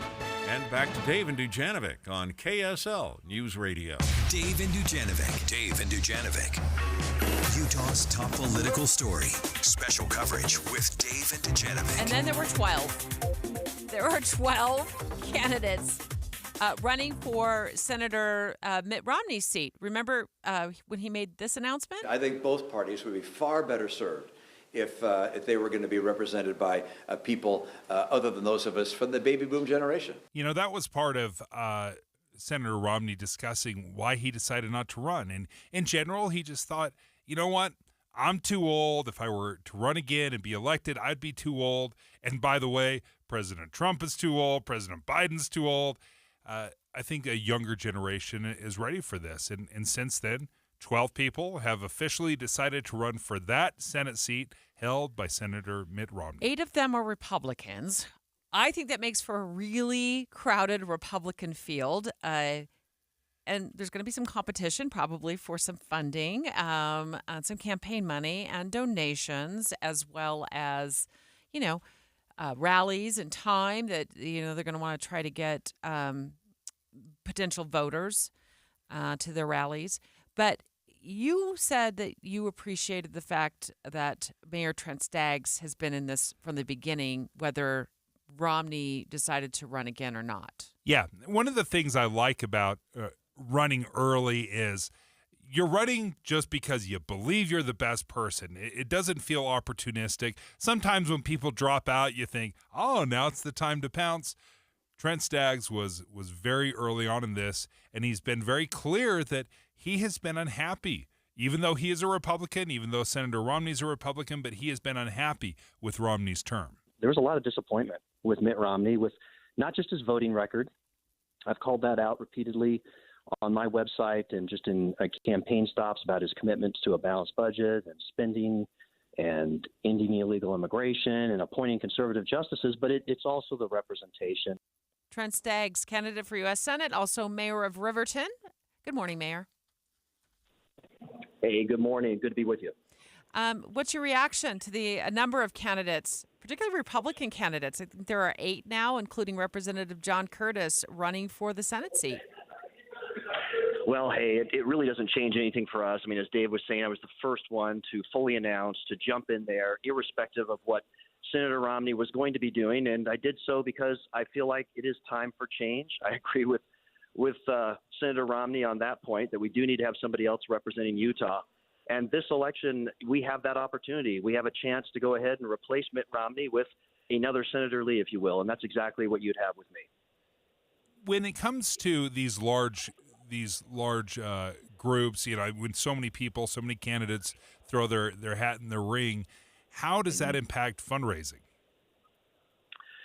Well, it definitely could do that. I think that we got out at a great time, and we've done very well on the fundraising front. I think it's, there's some folks that are jumping into this race that are self-funding and kind of relying largely on their own pocketbooks. But it does, it does have an impact on some. I think that people have noticed that I am the candidate, however, the only one in this race that had that courage to take on Mitt Romney. It's typified my 10 years in office and pushing back against the establishment. That's what folks want. I've demonstrated that time and time again, and that is the problem in D.C. It's the status quo. And so I've committed to go back there, push back against the establishment with respect to our debt, with respect to funding endless war and taking on this border crisis that we have. We've got to have people back there that are going to stand up and demonstrate that kind of resolve, and I've done that time and time again. Mayor Trent Staggs of Riverton, also a candidate for the United States Senate. He's one of 8 Republicans, 12 in total, running for that seat. On the line with us live right now. Just a few moments ago, I thought I heard you say that we have an opportunity to send back somebody to D.C. who's similar to Senator Mike Lee. Did you say that? That's right. That's right. I mean, Are you a protege of his, or are you working with him? And how do your policies align with his policies? I think they're they're pretty closely aligned. I mean, I do look at Senator Lee as someone who I admire. He is somebody who has demonstrated that type of courage. You see him standing up time and time again to push back against the establishment, and that's what we need more of in Washington, D.C. If we had more of that, we wouldn't be in $35 trillion in debt. We wouldn't have a regulatory state run amok. We wouldn't have this issue we have at the border. And so if, I'm looking forward to being able to represent Utah in the United States Senate and to work with individuals like Senator Mike Lee, say Rand Paul, Rick Scott, Ron Johnson, and there's a lot of others that are on the ballot or will be I hope, elected here in this cycle, that will add even more to the numbers that are going to be able to stand up and push back. You mentioned funding endless wars. What's your position on funding Ukraine and also, more recently, the funding of Israel in Gaza? Yeah, I've been very consistent on this. I've said that, the funding of Ukraine, let's first and foremost get our NATO partners in Europe to step up and add more. I mean, for the United States to have spent $140 billion, Europe to have done just a small fraction of that. This is something that they need to be able to step up and help out much more so.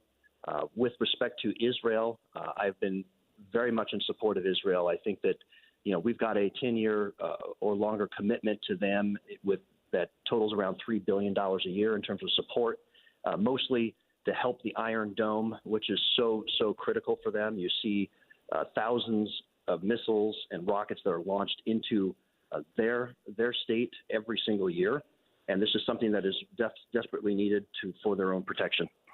Mayor Staggs, before we let you go, I think I've just sensed that some Republican candidates are not exactly having a good time coming out and admitting whether they're going to collect signatures or not to ensure that they're going to get on the primary ballot.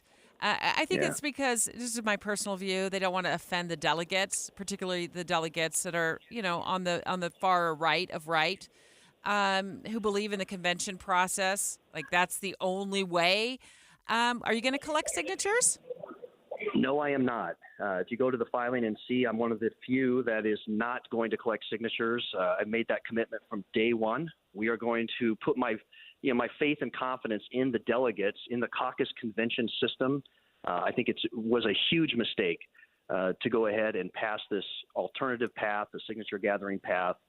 Sadly, we have people in this race that had supported that very effort. It's made races so much more expensive. That's why, to get back to your fundraising question you asked earlier, this is a multi-million dollar race. for those candidates that want to be in this, and it all comes because we're really that SB 54 had been passed to circumvent the caucus convention system. So no, we're fully committed to the delegate and the caucus convention system. Can you remind me how many signatures do you need to gather, or would you need to gather? You would need to gather 28,000 in a statewide race.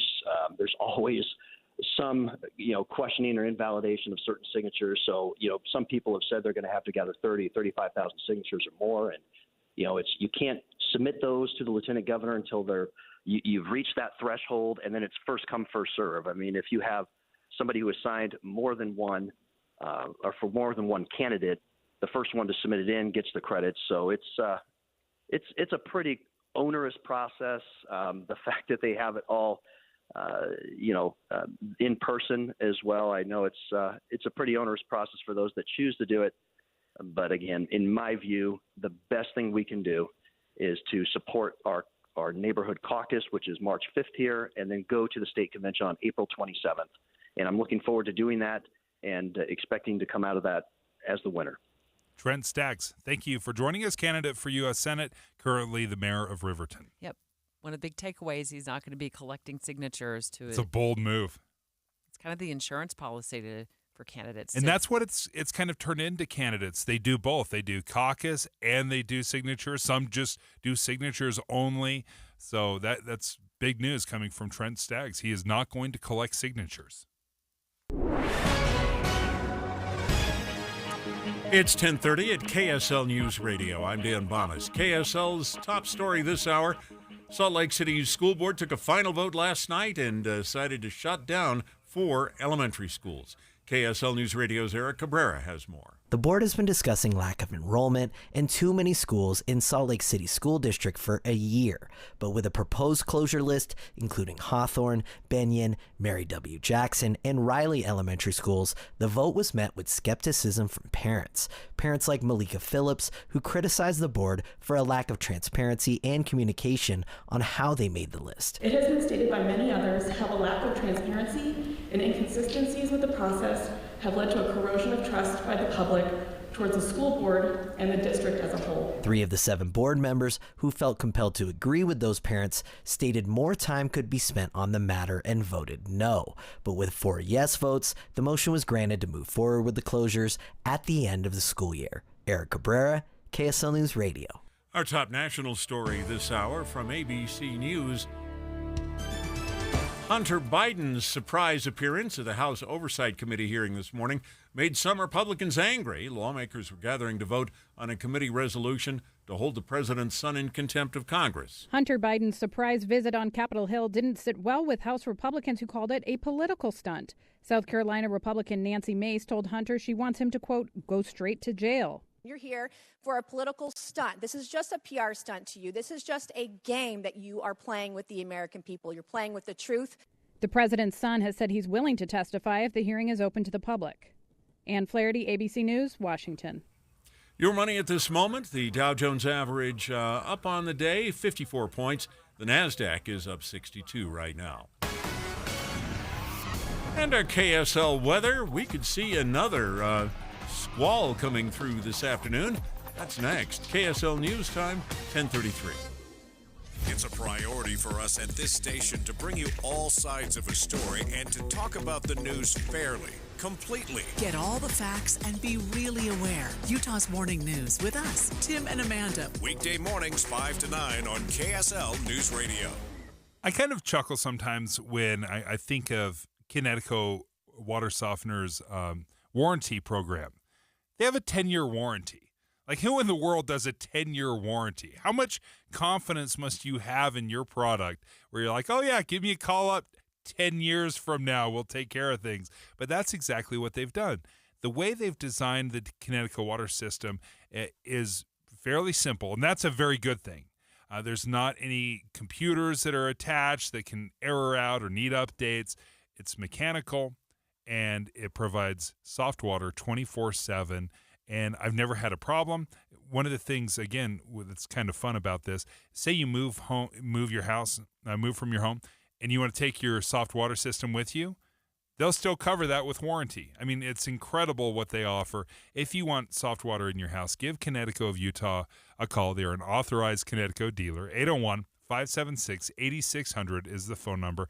801-576-8600, or check them out online at softwaterutah.com. Jackson Hewitt has a plan to get your tax refund fast with a buck here, buck there. Here a buck, there a buck, everywhere a buck. You don't have to wait weeks for your tax refund. Get money sooner with a no-fee refund advance loan at Jackson Hewitt. On this loan, there's a money today guarantee. E-I-E-I-DO. Don't settle for chicken feed. Get fast bucks at Jackson Hewitt today. No-fee refund advance loans by Republic Bank offered to eligible clients. Money today guarantee if approved for a loan on a prepaid card. Details at jacksonhewitt.com. God, I'm so stressed. It's a brand new year and our business is busier than ever. Ooma.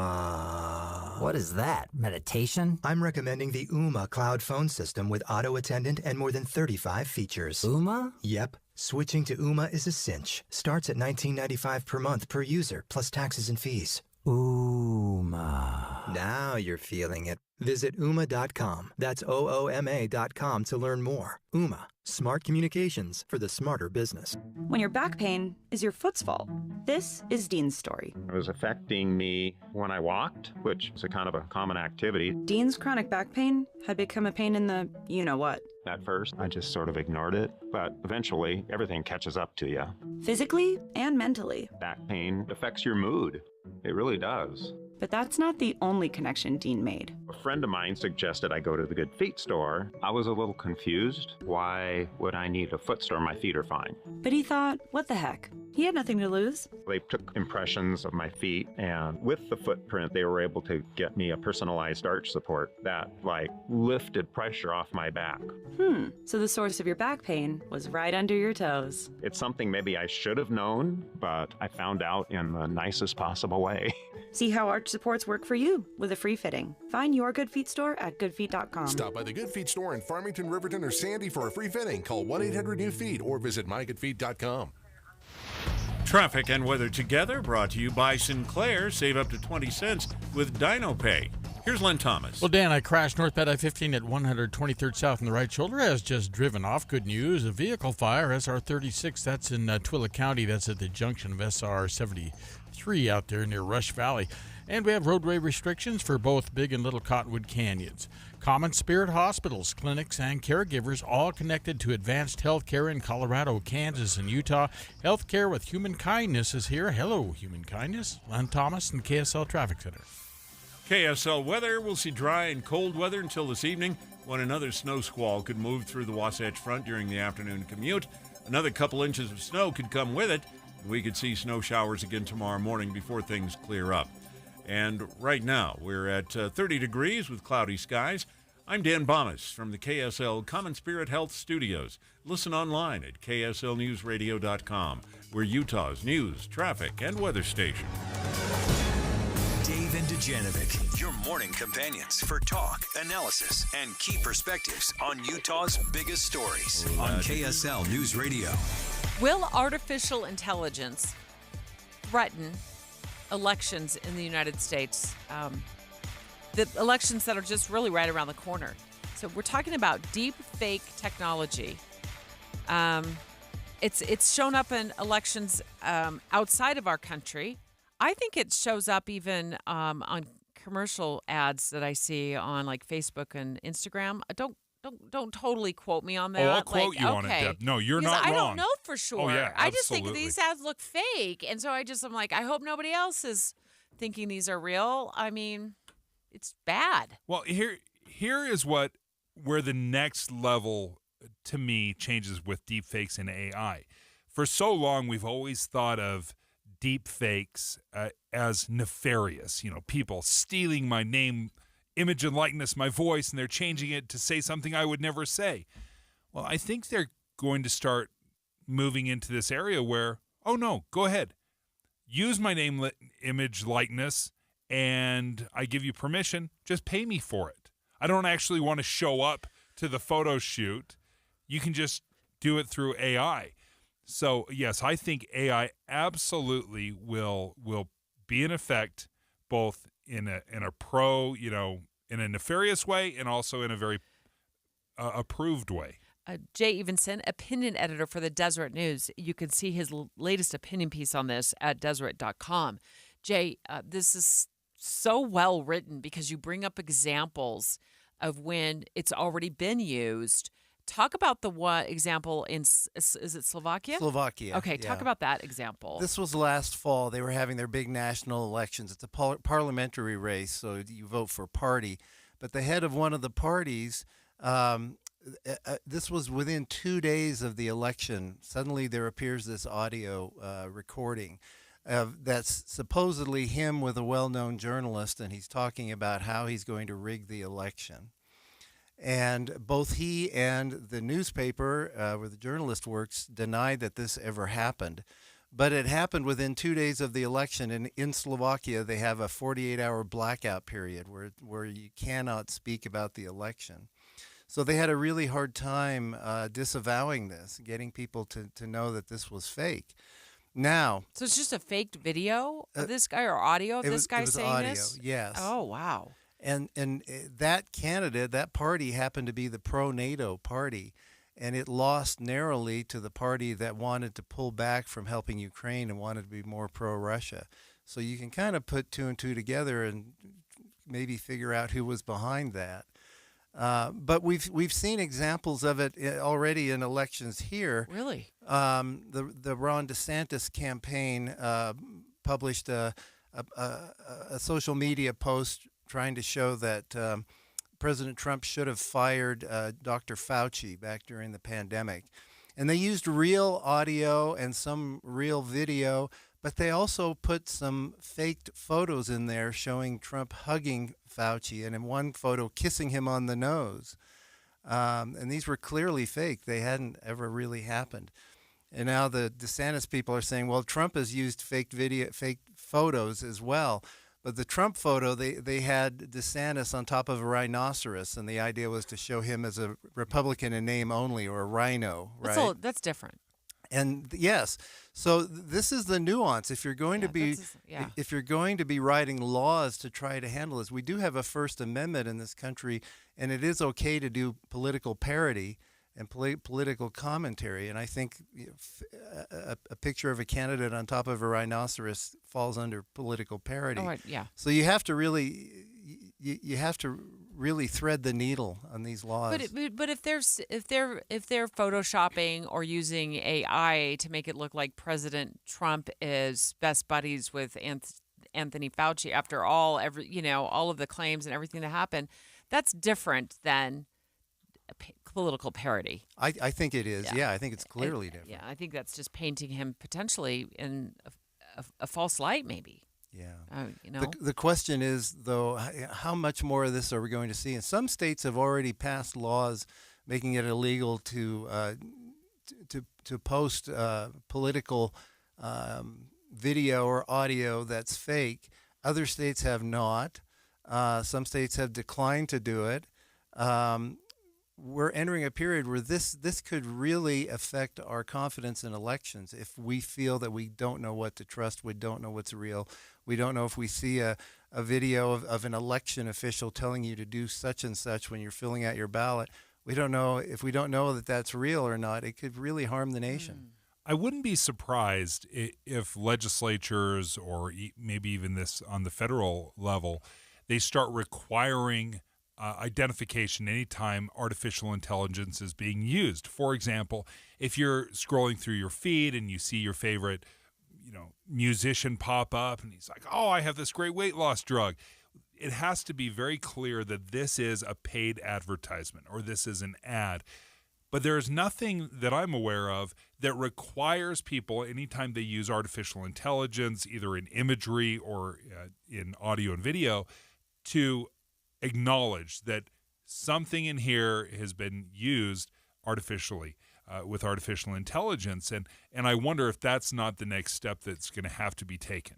Already the laws being considered would force you to put a faked video label somewhere on that video so that people know. Oh, on the video. On the video, okay. Yes. The problem, though, is what if it originates overseas? And what if it's a foreign actor, a foreign government that's trying to do this? how do we guard against that? The internet is not confined to the borders of the United States. Messy. Yes. It's messy. We're going to have to be on high alert. Well, we are, but we tend to agree if it's a deep fake video that reinforces our biases or supports the candidate we support, then we tend to believe it, right? And so we need to learn to be more skeptical, unfortunately, at a time when we're so hyper-partisan in this country that we're skeptical of one side only and not the other side. It's going to be a difficult process. Anyone have a solution on how we can protect ourselves from deepfake technology or getting sucked into it? I want to tell you, mine is the lip sync's off. And the ones I've seen, it's just a little off. Like the audio does not match the lips. That's my first clue. Of course, I've been in TV news like you, Dave, for many years, and you're always looking for making sure, just because there's technical issues sometimes. Sometimes like you run it through a system or whatever, and the lip sync's off. So when I'm looking at those videos and I see the lips aren't matching when the words are coming out of their mouth, that to me, you think that's a good one? Thank you. That means a lot coming from you. Do you have any? That is a good one, but the technology is getting better. I know it is. It's improving all the time. Yeah. I know, exactly. Stop raining on my parade. Sorry. Somebody has to. Jay, I'm sure we're going to be tapping into you up on the Hill in the coming weeks because you're going to do coverage up there along with Holly Richardson. Yes. Of course, KSL News Radio will have reporters and producers up there as well. So thanks for this. Thank you. Food for thought, unfortunately. It's like liver and onions kind of food for thought. Yeah, we talk about it's AI. Happening. Yeah, it's already happening. Jay Evenson, opinion editor for the Deseret News. You can read his full opinion piece at Deseret.com. Straight ahead, we got word here yesterday from the health department in Salt Lake County that 2 children have died from the flu. That just came out of the blue at me. So I felt like we need to find out more information about like how the strain is. Is it particularly bad for kids? And, is it too late if you want to get a flu shot? Can you still get one? Health Department from Salt Lake County calling next. Dave and Dujanovic. Here's a trick to podcasting at work and getting all the Utah news you love. Download the KSL News Radio app. The podcast for Utah's morning news and Dave and Debbie are right there. Dozens of podcasts a day. That's the app for KSL News Radio. Hi, Doug Wright, and hopefully you're one of the lucky people who got a gift certificate or a gift card for Ruth's Chris Steakhouse. It's time to cash that thing in. My son and I, every year, we have a little contest, who reads the most books, and the stakes are literally steaks. I asked Ian, because he won this year, I said, okay, where do you want to go get your steak? And he goes, come on, Dad, you know where. And of course, it's Ruth's Chris Steakhouse. It is the best steak you are ever going to have, and it's waiting for you at 2 locations, Hotel Park City and downtown Salt Lake City. Think of all the great things that are going on in downtown Salt Lake City right now. Make dinner at Ruth's Chris part of your evening. And then, of course, up in the mountains right now, it's time to go skiing. And the perfect place for après ski, enjoying that amazing meal, is right there at Hotel Park City. Ruth's Chris Steakhouse. The best steak you have ever had is waiting for you at Ruth's Chris Steakhouse. If there's a problem during your siding, gutter, or window installation project, most contractors will try to hide it, ignore it, or blame someone else. It's called passing the buck or turning a blind eye, or my favorite, finger pointing. My question is, where is the accountability? Tim Jr. here from RGS Exteriors, and look, sometimes problems just happen, no matter who you hire. Maybe the wrong color siding gets delivered, despite the order being placed perfectly, or maybe a downspout gets cut short. Honestly, it could be anything. At RGS Exteriors, mistakes are rare, but if something goes wrong, I can absolutely, positively, 100% guarantee you we'll never hide it, and we'll never pass the buck. We'll make certain everything turns out right for you. That's people over profits. That's the RGS Exteriors way. For a free estimate on siding, gutters, or windows, call 801-280-3110, rgsexteriors.com, rgsexteriors.com.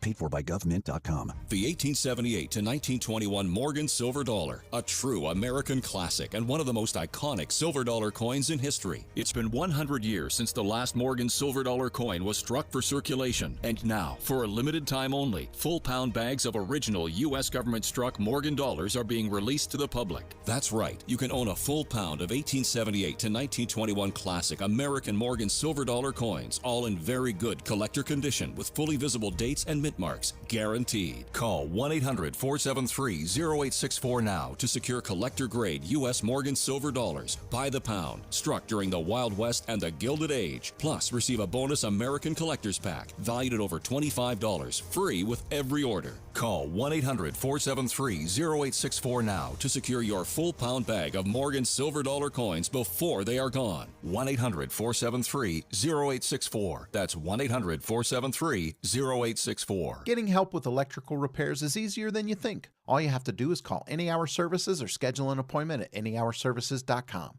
No one helps more homeowners than Any Hour Services. Healthcare with human kindness is here. It's at Common Spirit Health. Hospitals, clinics, and caregivers all connected to advance healthcare in Colorado, Kansas, and Utah. Together, we have a common purpose, partnering with you in health and healing using powerful medicine, powerful technology, and the greatest power of all, human kindness. You'll know it when you see it, because human kindness is in every care site and in every caregiver. Common Spirit Health. Hello, human kindness. With the three things you need to know this hour, I'm Dan Bomas. First, some parents are unhappy with the Salt Lake City School Board's decision to close 4 elementary schools. The vote on the 7-member board was 4-3. Second, we're still looking at a Code Blue situation where shelters for the homeless are expected to make more room. And third, President Biden's son Hunter showed up at a congressional committee meeting where the topic was whether to hold him in contempt. Right now, 30 degrees and cloudy in Salt Lake City. And back to Dave and Dujanovic on KSL News Radio. Dave and Dujanovic. Well, when we got word here at Broadcast House that 2 children passed away from the flu, and then additionally 3 adults over the age of 50 have passed away from the flu this season, I thought we got to talk to health officials about like what variant is this? How bad is it compared to what are we, compared to other flu strains that we've had in years past? Is it particularly bad for kids and older adults? So we've got the health department on the line in just a few moments, Dave. If I'm being entirely honest, I have not thought about the flu for years. Quite honestly, because COVID has sucked up all the oxygen in the room. It was all we were talking about for so long. So I'd kind of forgotten how severe the flu can be. The flu, pneumonia, because there was so much conversation around COVID. So I went to the website Utah. It's coronavirus.utah.gov, somewhere where we've visited a million times. And I looked at the comparisons between flu deaths and coronavirus deaths. And then outside of, obviously, the height of the pandemic, flu deaths have outpaced COVID deaths. And that surprised me. Nicholas Rupp with the Salt Lake County Health Department. This is sad news. It is very tragic, very sad news when anyone dies from a vaccine-preventable illness. But I'm also looking at, in addition to that, it's hard when you end up with a loved one in the hospital, and it looks like, according to the data I'm looking at, more than 700 hospitalizations due to the flu across Utah this year. Yeah, we've had quite a few hospitalizations, especially in the last week to 2 weeks. In Salt Lake County alone, we've had 353 people hospitalized this flu season. Nicholas Rupp is joining us from the Salt Lake County Health Department. And Nick, I look at just the COVID numbers, the flu numbers, RSV, there's pneumonia. There's so many things that are happening, obviously, kind of right now at the height of flu season. What are you most concerned about, or what are you folks looking at, paying particular attention to? Well, winter respiratory virus season is never a fun time. This season is a little bit unusual in the influenza arena because we have 3 strains that are actively circulating. Now, most influenza seasons, we have one dominant strain that's responsible for the vast majority of cases, and we might have a handful of cases due to other strains at the beginning or end of the season, but in the middle, like right here around the new year, we usually have one strain that dominates. But this year, we have 3 strains actively circulating. We have a type A H1N1, a type A H3, and a type B. So those 3 are all potentially out there making people sick. Are these particularly harsh on children? The type A H1N1 is particularly harsh, period, on anyone. It does tend to be a more severe strain, cause more severe illness. The other 2, not quite as bad as the type A H1N1, but all 3 are strains we've seen for many years. They're not new strains. They're not uncommon strains. They are what we expected, which is good news because all 3 are in this year's seasonal flu vaccine. These 5 deaths that are so sad that have happened from the flu this season, can you give us an idea of were these completely healthy individuals? Were there comorbidities? No, I don't have information about the individual's health status. I do know that none of them had a record of receiving a flu vaccine this season. Is it too late, Nicholas, for people to get a flu vaccine at this point to have it be effective? Not at all. It is not at all too late. It is still a great time to get vaccinated for the season if you haven't yet. We will see flu cases into May. So there's still several months of flu season that you could be better protected if you get vaccinated now. Is the vaccination just taking one of these strains and kind of leave you vulnerable to the other 2, or have they been able to mix some of these together? No, in fact, there are 4 strains in the vaccine, and 3 of the 4 are the 3 that we are seeing circulating. So this year's vaccine is very well matched to the season we're seeing. Nicholas Rupp with the Salt Lake County Health Department on the line. We've had 5 flu deaths in the Salt Lake Valley this flu season. 2 of them were children. 3 of them were people who were over the age of 50. Walk us through some of the symptoms and how long the flu lasts. If you have, if you're just at home trying to get through it on your own, you don't need to go to the hospital. Give us a how does that look? What are the symptoms like? So influenza is really a brutal illness. When you have the flu, you know it. You are often so tired, so fatigued that it's a struggle to, get out of bed and stand up and make it to the bathroom. You are achy all over. You've got body aches, headaches. You often have severe respiratory symptoms, cough, headache, fever. But I know I have the flu when I'm achy and am so fatigued and tired that I don't even want to get out of bed. Now, if you're vaccinated, it is much more likely that your symptoms will be less severe and the duration of your illness will be shorter. In unvaccinated people, the flu can be weeks. You could be 2 weeks of that fatigue and achiness. If you're vaccinated, it's much more likely you'll be 3, 4, 5 days of that terrible fatigue and achiness. So getting vaccinated, even if you end up getting the virus anyway, is still a big benefit to making the illness easier to handle and helping ensure you don't end up hospitalized or worse. How about treatments right now? How effective have the antiviral drugs been to help battle this, even if once you do catch it? The Tamiflu is a very effective antiviral for influenza if it is given early in your symptoms. It has to be very early in feeling symptoms. So if you have those symptoms of fatigue, achiness, fever, respiratory symptoms, go to urgent care, go to your physician, and get tested so you know if you're dealing with COVID or influenza or RSV, because if it is COVID or influenza, there are antivirals available to help you feel better faster. Nicholas, are there plenty of flu vaccine vials available? Yes, we have plenty of flu vaccine available at our Salt Lake County Health Department immunization clinics, and it is still widely available at pharmacies throughout the community. This is different than the COVID vaccine. If you were to get a COVID vaccine and a flu vaccine, those are separate things. They are 2 separate vaccines. You can get them at the same visit. You may end up feeling a little bit worse the next day. I don't know if you were among those who got vaccinated and then had to take a rest day the next day as your body's immune system ramped up. Mm-hmm. You might get that a little double dose of resting if you get both vaccines, but it is perfectly acceptable to do that. I separated them, so I had 2 of those days that I needed to take as rest days, Nicholas, but I didn't, of course. I came to work like a champ. So, Nicholas, thank you. It's always great to talk to you. Appreciate the work you guys are doing over there at the Salt Lake County Health Department.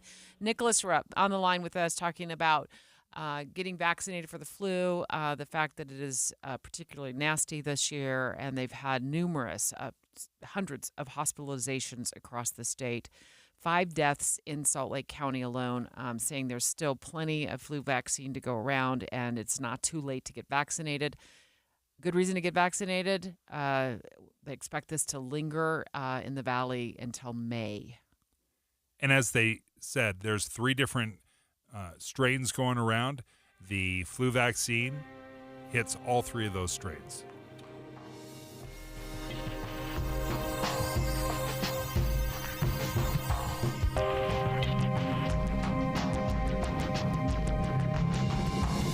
KSL FM Midvale. KSL Salt Lake City. From the KSL Common Spirit Health Studios, this is KSL News Radio. Utah's news, traffic, and weather station. It's 11 o'clock at KSL News Radio. I'm Dan Bomas. KSL's top story this hour. Utah is covered by a cold blue alert this week. Some shelters struggling to help the homeless caught in the cold. KSL News Radio's Michael Commit reports. Every county in northern Utah is currently under the blue alert. And in Salt Lake County, warming centers are looking for more volunteers to staff their late night hours during these frigid nights. Training is offered, and you'll have the chance to serve the homeless, too. If you'd like to help, you can reach out to Salt Lake County. Our top story at this hour from ABC News. Secretary of State Anthony Blinken headed to Bahrain after meeting with Palestinian leadership in the West Bank. Blinken also told reporters today the U.S. is responding to attacks in the Red Sea that have been carried out by Iranian-backed Houthis in Yemen. Blinken also said that a U.S.-led coalition in the Red Sea responded to yesterday's attack. He says that was the largest one to date. The United States and the United Kingdom, 2 participants in Operation Prosperity Guardian, responded effectively to the attacks just yesterday. He shot down more than a dozen missiles and drones. Other national stories we're following are markets right now. Look like they're up on the day so far. The Dow is up 50 points, and the NASDAQ up 69. And our KSL weather, we could see another snow squall blow through this afternoon. That's next. KSL News Time, 11:01.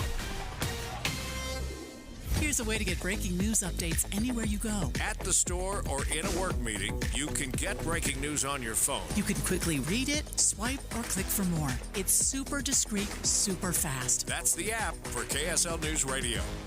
Derek Overstreet, founder of the New Millennium Group. We're a financial planning firm. Listen, we're fiduciaries. We have advisors standing by right now to take your call. That's 888-999-6370.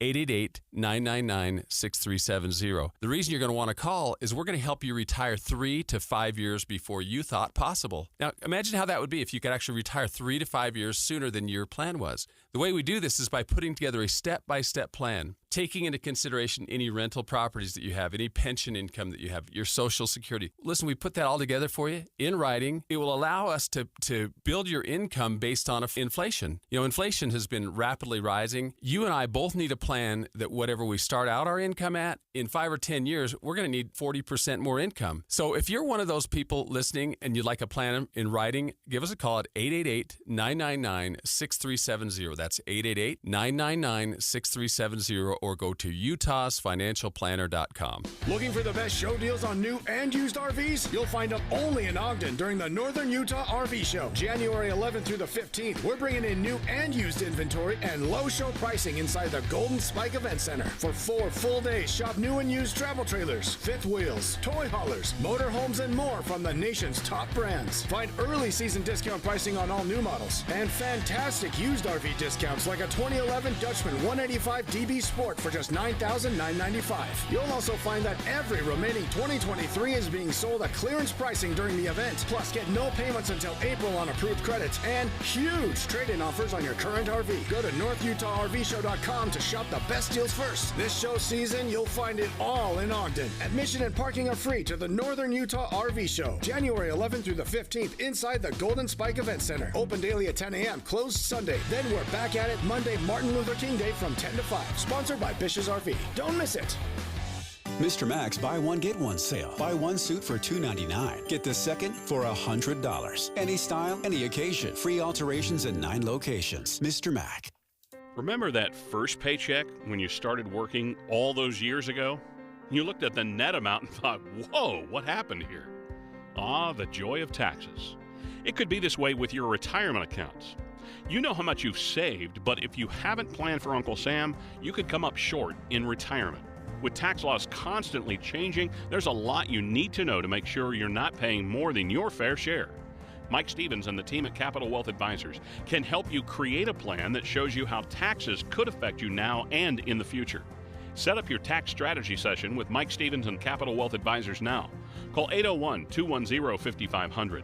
That's 801-210-5500. Make sure you know how these changes could affect you so you can avoid some of those whoa moments in retirement. Call 801-210-5500. Advisory services offered through Capital Wealth Advisors, LLC, a state of Utah registered investment advisor. Firm may not give tax advice. Traffic and weather together brought to you by Sinclair. Save up to 20 cents with DinoPay. Here's Ricky Meese. We do have mostly clear driving conditions on the Valley freeways. Higher elevations, that's a different story. You do have traction laws in place for Big and Little Cottonwood Canyons, where those roads in spots are completely snow-covered. And then also light snowfall starting to stick to the roadway on I-80 in the upper portion of Parley's Canyon near the summit. Lagoon is looking for ride maintenance technicians. Lagoon offers excellent mechanical training programs with amazing career opportunities. Ride maintenance technician position is full-time and year-round. Details, visit lagoonpark.com/jobs. Ricky Meese in the KSL Traffic Center. KSL weather, we'll see dry and cold weather until this evening. Another snow squall could move through the Wasatch Front during the afternoon commute. Another couple inches of snow could come with it, and we could see snow showers again tomorrow morning before things clear up. And right now, 31 degrees and cloudy. I'm Dan Bomas from the KSL Common Spirit Health Studios. Listen online at kslnewsradio.com. We're Utah's news, traffic, and weather station.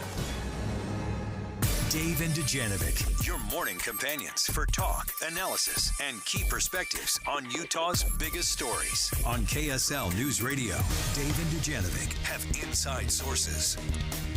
The Republican Party going to hold its caucuses on Monday in Iowa. And that's what I really would want to talk about the Republicans with Boyd, Dave. And this is why. Because we kind of know who the Democrat's going to be on the top of the ticket, right? But it's the Republican, the caucus, and then is it the New Hampshire primary comes after that. That makes me curious to know how much these two states really factor in to the race and like what the outcomes have been in the past for candidates that don't do well in either state. That's a great question because we hear about it. We hear about Iowa, and we're going to go to New Hampshire, and then South Carolina. And then, I thought you wanted to talk about the Republicans today, Dave. Boy, Howard Dean. There's still a few a few days left before Iowa, the Iowa caucuses, Boyd. But I got to tell you, I'm not quite sure that Iowa is really going to factor in into who ends up in the White House. Yeah, you never know. Iowa is always an interesting thing. It is the caucus system, so it is a little bit different. It's not just showing up and casting a ballot or mailing it in like we can do here in the state of Utah. You got to go show up for a couple of hours, listen to a lot of speeches, have a lot of conversations. So it is an investment. We also know it's going to be, it may be the all-time low. They usually don't worry about weather in Iowa, but it's going to be like 4 below zero. You've already Monday. checked? Oh, my goodness. You have to know these things. Yeah, Debbie. weather does that. I know. Weather actually does keep people home. No question, except in Iowa. Yeah, They're pretty hardy folks there, and so they will show up. It will be interesting. Sometimes it takes some of those more moderate, less committed voters do stay home if it's a little cold or a little snowy. But they do have to show up. It takes time. And Iowa's a place, there's been a lot of surprises over the years. Okay. There's a lot of late momentum that can build. If you go back to 2008, it was supposed to be the coronation of Hillary Clinton. And there was this young, skinny senator, first-termer from Illinois named Barack Obama, who went into Iowa with an extraordinary ground game. Didn't do a lot on television, didn't do a lot of radio advertising or other things, and went door to door, house to house, built a coalition, ended up having a nice surprise, got some momentum coming out of Iowa. You've also seen the flip side of that. You actually had John McCain, who just tanked in Iowa. His campaign was in complete disarray. He ended up fifth in Iowa, and then ultimately became the Republican nominee later on. So it doesn't always end up being the perfect indication. The most important thing that comes out of Iowa is momentum or perception and money or lack of it. Because if you underperform in Iowa, then some of those big donors are going to start saying, well, everybody likes to back a winner. So they might start putting money elsewhere, and then that hurts you in New Hampshire and South Carolina. When you talk about winning the ground game, and that can be so crucial, especially when you're going for delegates, specifically, I want to talk about Ron DeSantis, who has spent a ton of time. I'm trying to remember how you phrase it. The full Grassley, is that what it's called? Where you hit every single 99 counties. 99 counties. And that's exactly what he's done. He visited everybody, which is really, I think, a stark contrast from the national platform that he had really built early on, and he's pivoted away, and we haven't seen him as much on the national commercials and making the rounds on the talk shows. It really has been focused on that ground game. Yeah, because he did start with a full-on national focus, and it didn't work. It doesn't work in Iowa. It just doesn't. So he did that for about 6 months. And so the question for Ron DeSantis in Iowa, is it too little too late? Did he start that effort to get to all 99 counties, knock on all those doors? Did he start too late in the game to really build it? Because, again, remember, you're not just trying to get one person to cast a ballot. You're trying to get one person to recruit 3 friends, to get 3 friends, to get 10 friends, to show up in mass and really move the needle. And so it's much harder than just running some campaign ads and raising some monies that way, or doing a lot of just town hall kinds of things. And so it's very different. It's hardcore stuff. Johanna Maska from News Nation, she joins us on our show pretty regularly, and she was part of that ground game effort for Barack Obama back in 2008. And nobody gave them a snowball's chance in Guam of doing anything against Hillary Clinton, and they just went at it. Like, they were just relentless for a year. And so the question for Ron DeSantis will be, did he start early enough, or is his support in those 99 counties, is it all pretty grass-toppy, or is it grassroots? What state has 99 counties? That's another story for another day. Nebraska. Nebraska's and the I next can tell you state. that because a friend of mine, Senator Ben Sass, did the full-on Nebraska. He often, when he was on his first campaign, he'd call me. He would be standing on the top of his campaign Winnebago in a cornfield. I've driven through Nebraska. I've driven across the United States. Nebraska's got a lot of corn. A lot of corn. A lot of corn. There is nothing I want to win where I have to visit 99 counties. The Nikki Haley, how's she's shaping up here, Boyd? So Nikki Haley, I think she will outperform in Iowa. Again, she hasn't been as focused there. She's been a little more focused. South Carolina, obviously, that's home turf for her. And then New Hampshire is where she is seeing a huge surge. In fact, a CNN poll that came out yesterday shows that she had closed the gap to single digits against former President Trump. And if she can perform decent in Iowa. I will say if Nikki Haley is a second or even a close third in Iowa, that's going to give her the momentum she wants going into New Hampshire. And then if she can make New Hampshire close, everything changes. Interesting. What ultimately decides an election in your view, Boyd? Well, for the Republicans, it's 1,235 delegates, not percentages, not polls, not national things. It's 1,235 delegates have to cast a ballot for you. And so the thing I think we have to be cautious of, because going back to Dave's point on how nationalized these races have become, we just think of it in terms of that, national. But it's a local thing. It's a state-by-state thing that really takes place. And so even if you take Iowa, New Hampshire, and South Carolina, that's a grand total of 112 delegates out of 1,235 you have to get to become the nominee. So a lot of people are saying, hey, it's all over after those three states. It's really not. In fact, going back to Barack Obama, he did not achieve enough delegates until June the 4th of that election year. So it could be long. Convention's coming up, guys. We gotta Yeah, we gotta make it. And remember, that got pretty testy between the Clinton and the Obama campaigns in terms of who should drop out, and they were always calling for that.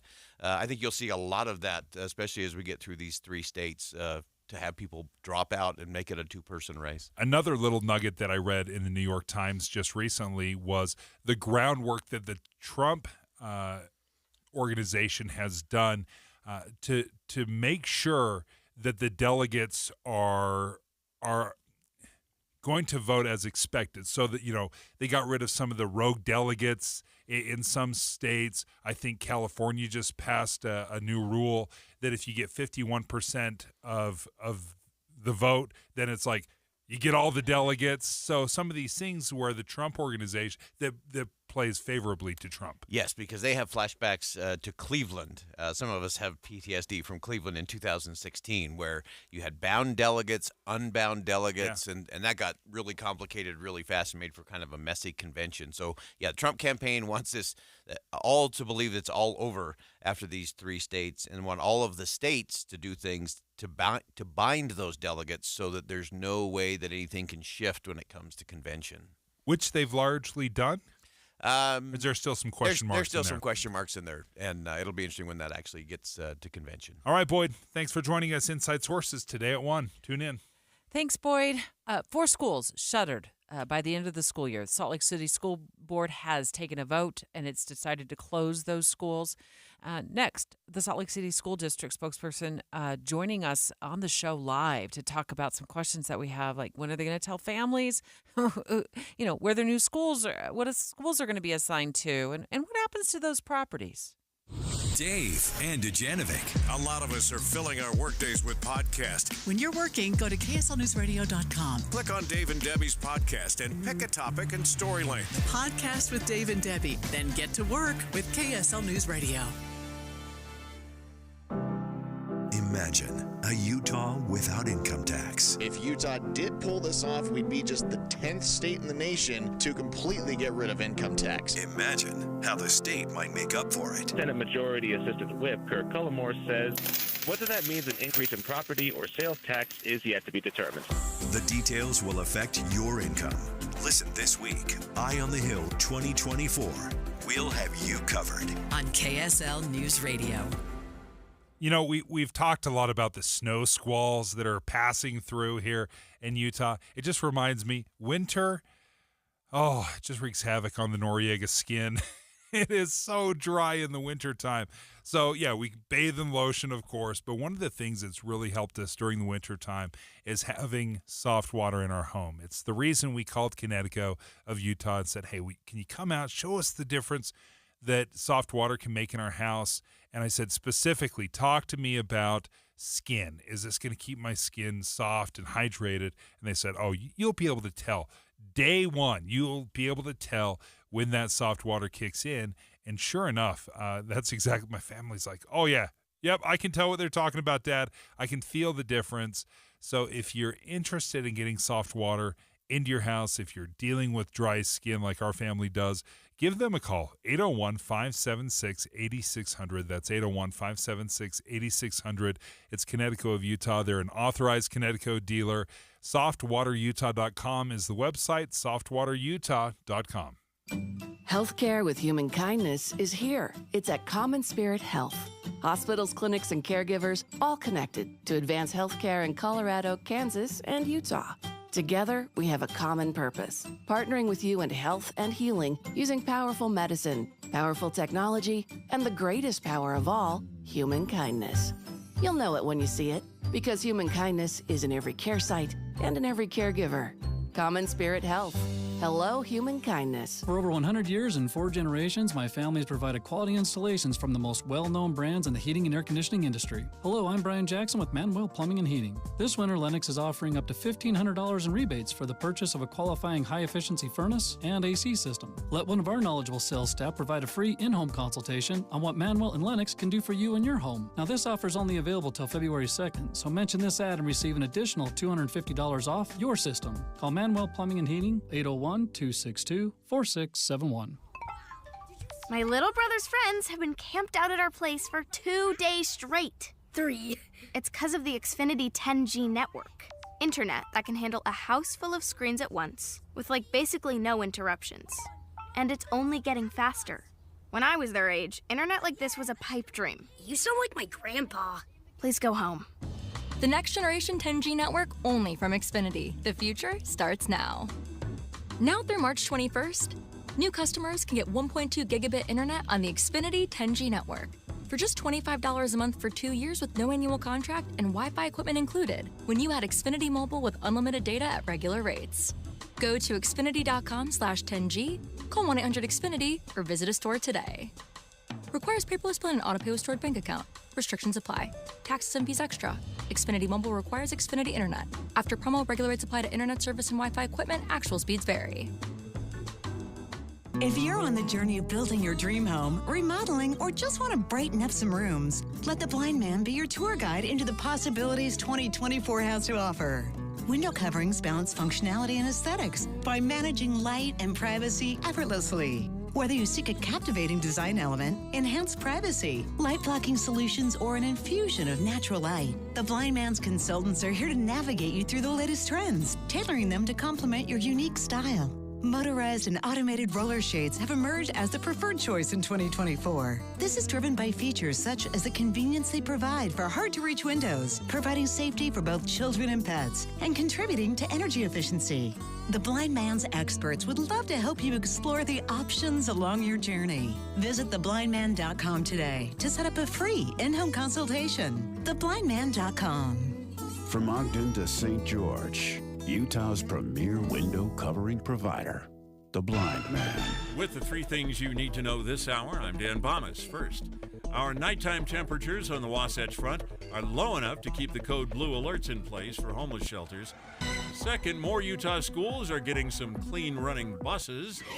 Third, yesterday's attack by Houthis in Yemen was the biggest yet on ships in the Red Sea. Right now, 31 degrees and cloudy in Salt Lake City. And back to Dave and Dujanovic on KSL News Radio. Dave and Dujanovic. 3 of the school board members voted to keep the schools open. 4 of them voted against it. And so these 4 schools, Hawthorne, Benyon, Mary W. Jackson, Riley Elementary Schools in the Salt Lake City School District are going to close. They're elementary schools, and they will be closed by the end of this school year. Yeah, and there's going to be some big changes. You know, where kids used to be able to walk to school, maybe they're going to be bused to the next place. So there will be some practical changes. Overall, I don't know if they had a choice. The fact is, enrollment has plummeted. It continues to look like there's going to be problems with enrollment. So unfortunately, that's good management of the business of educating our kids, even though it's unpopular. Yandri Chatwin with the Salt Lake City School District joining us this morning. I guess I really do want to start from a different perspective. What did the principals or the school teachers tell the kids this morning at the school as they got there, or did they just not say anything? No, I'm actually at a meeting with all of our principals this morning, and right now we're focused on moving forward on how we get the correct information to families, how we transition students into these new school communities, how we make this process easier for staff and for families as well. Lots of components, but our focus now is forward.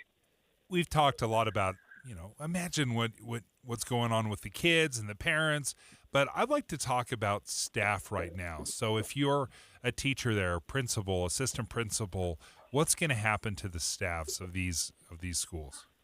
Yeah, so our superintendent made the commitment throughout this process to keep everyone who has been impacted by school closures or boundary changes so that we're not reducing our force due to having to close schools.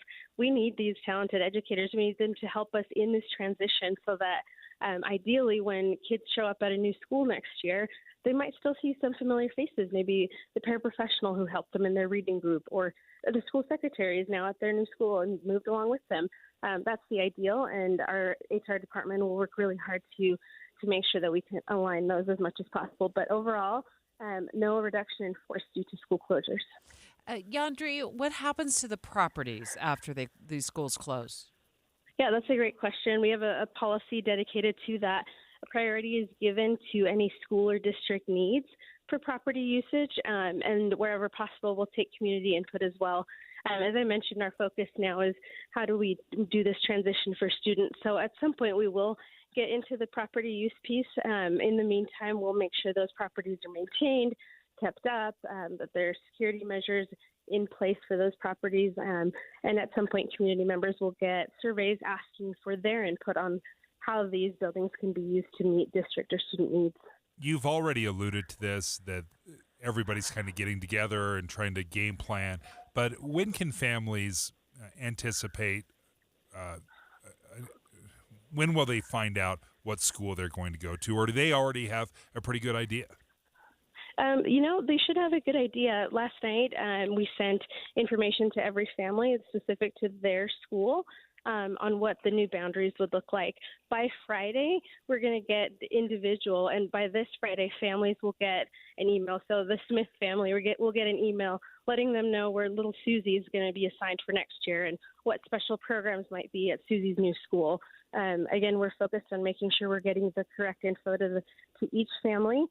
Everybody's situation is different, but we want families to know what their options are and what they have to look forward to in these new communities next year. Does it look like some of these children will end up having to be bused now, where maybe before they were close to the school and they could walk to school?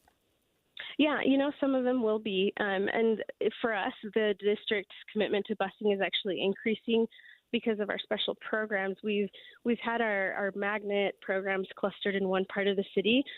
Those programs are getting relocated to other parts of Salt Lake City where more students will be able to access. But along with that, we're going to bus students in dual language programs and in our magnet programs to make sure that we're not just saying that we want equity and access for every student, but that we're actually putting our dollars behind that promise to broaden opportunities for every student, no matter where they live in Salt Lake City. We're speaking to Yandri Chatwin with the Salt Lake City School District as they've announced that 4 schools, elementary schools, are going to be closed at the end of this year, or I should say the end of this school year. Are you at all concerned about, with such an influx, with all these students and teachers being redistributed to other schools, that there could be overcrowding in these other schools? No, not right now. We have 27 elementary schools in the district this school year. All but 2 of them are understaffed, some of them quite significantly so. Sorry, not understaffed, but under the ideal capacity of the school in terms of student enrollment. So the changes to school boundaries next year will hopefully help even out our school populations across the district, and we don't anticipate any of our schools to be over capacity. Is this it for a while? As you look into the crystal ball, Yandri, for school closures? We'll see. Our superintendent is committed to following our new policy to review demographic data annually so that we'll make small adjustments where needed. our district hasn't closed any schools in over 20 years, which is why we're in a situation where this is going to cause such a ripple. But ideally, we make some small shifts here and there, and we stay on top of this, and we might have some adjustments in a few years, but they won't be as big and impactful as this one right now. This may seem like an odd question, but I want to ask it anyway. Are there any new schools that you're building in different areas? No, unlike our counterparts in, undeveloped parts of the county, Salt Lake City's pretty set, and we're not currently building any schools right now. Yandri Chatwin, thank you for joining us from the Salt Lake City School District. Yeah, thanks for taking time this morning. No, it sounds like everybody's busy trying to make plans. They're going to start getting emails, information. I already have gotten some information out to parents after the school board voted to close 4 different elementary schools. They're Hawthorne, Benyon, Mary W. Jackson, and Riley Elementary Schools at the end of this school year. So, just a few short months away. Parents are going to be getting more information even later this week. Learning a lot more today about what becomes of the schools and the busing situation and eventually the property as well. And I think there were a lot of parents, that were still hoping, holding out hope, kind of begging, like, can we still keep some of these things open? But ultimately, they had to make a tough decision and close. Did you get stuck in the snow squall last night? I did not. Yeah, no problems for me. I saw what was going up in the Hiram area in Cache County, because we got some video sent to us via email, thanks to one of our listeners and viewers, as it was happening up there. And I was like, oh, my goodness, it's heading here. And I no sooner said that, Dave, and I could hear the wind howling at my house. What is squall? What is this? Why did my phone just scream at me about squall? I saw that video on social media, and I was like, yeah, my phone is screaming at me too, except for actually it wasn't screaming because for some reason I had the audio down. But I got the alert. Guess what? We are in for Snow Squall, the sequel, starting in about 2.5 hours from now. It'll start up in the Logan area. Then it'll make its way down to, through probably Ogden and Salt Lake County, and then into the Provo area by this evening. So we're going to break down the time frame so you can be off the roads, because the Utah Highway Patrol, how many crashes did they ultimately tell us earlier in the show? Over 100. Yeah, on the roads last night. Because when squalls up, it gets crazy. It's 11:30 at KSL News Radio. I'm Dan Bonas. KSL's top local story this hour. Northern Utah got hit with a snow squall last night. We've got a chance to do it all over again today. It slides into the Wasatch Front right around the commute 4 or 5 p.m. That's National Weather Service meteorologist Hayden Mahan, who says the storm will likely drop only about 2 inches of snow around the valleys. Winds probably won't be as strong as last night. Snow squalls still well within the realm of possibility. The Cottonwood Canyons could get another foot. The storm will push its way into central and southern Utah later tonight. 2 Utah school districts will be getting new buses thanks to the Environmental Protection Agency's Clean School Bus program. Guadalupe School will be getting 4 electric low-emission buses. The Morgan School District is getting 2. Our top national story this hour from ABC News. Lawmakers in California are beginning debate today on a bill that would ban tackle football for children. ABC's Alex Stone reports from Los Angeles. If the bill is successful, tackle football for children under 12 years old would become outlawed here in California. Supporters say it's to prevent kids from brain damage amid growing research of the risk. But opponents like Steve Famiano, who's with a group called Save Youth Football, says the state should butt out. That's a decision that we believe should not be in our state house. It should be in our houses, and let us decide. He argues children should not be forced to only play flag football. Alex Stone, ABC News, Los Angeles. Your money at this moment, the Dow Jones average up 51 points on the day right now. The NASDAQ is up 76. And our KSL weather, we've been talking about that snow squall. Look for that this afternoon. That's next. KSL News Time, 11:32. News doesn't just mean information or dates. It's the story of our local history being told in real time. Be a part of the story. This is Tim Hughes and Amanda Dixon. We hope to be a part of your story. We have you covered on KSL News Radio. New home for the new year? Sounds nice, doesn't it? What about new lowered rates? Now's the time to step into a gorgeous new Nilsson home with less commute times, easy access, and with rates that have dropped more significantly than all year. Less really is more in this case. Less maintenance, less commute, and less money per month. Move north with Nilsson Homes. Choose from beautiful townhomes to Rambler communities for all stages of life. Most of all, Nilsson Homes are move-in ready and close to what you love and enjoy with easy commutes. Nilsson Homes has been building across the Wasatch Front for over 45 years, accommodating all the things you need, combined with the things you love. Make sure to ask about end-of-year promotional savings. Experience your new home for the new year. Visit Nilsson Homes Communities at nilssonhomes.com. Nilson homes.com. That's nilssonhomes.com. Get ready for the ultimate movie experience. You, your loved ones, the big screen, and, oh yeah, the world-class Utah Symphony playing the movie's music live, giving you next-level surround sound. Don't miss the Hollywood classic Casablanca or the animated favorite How to Train Your Dragon.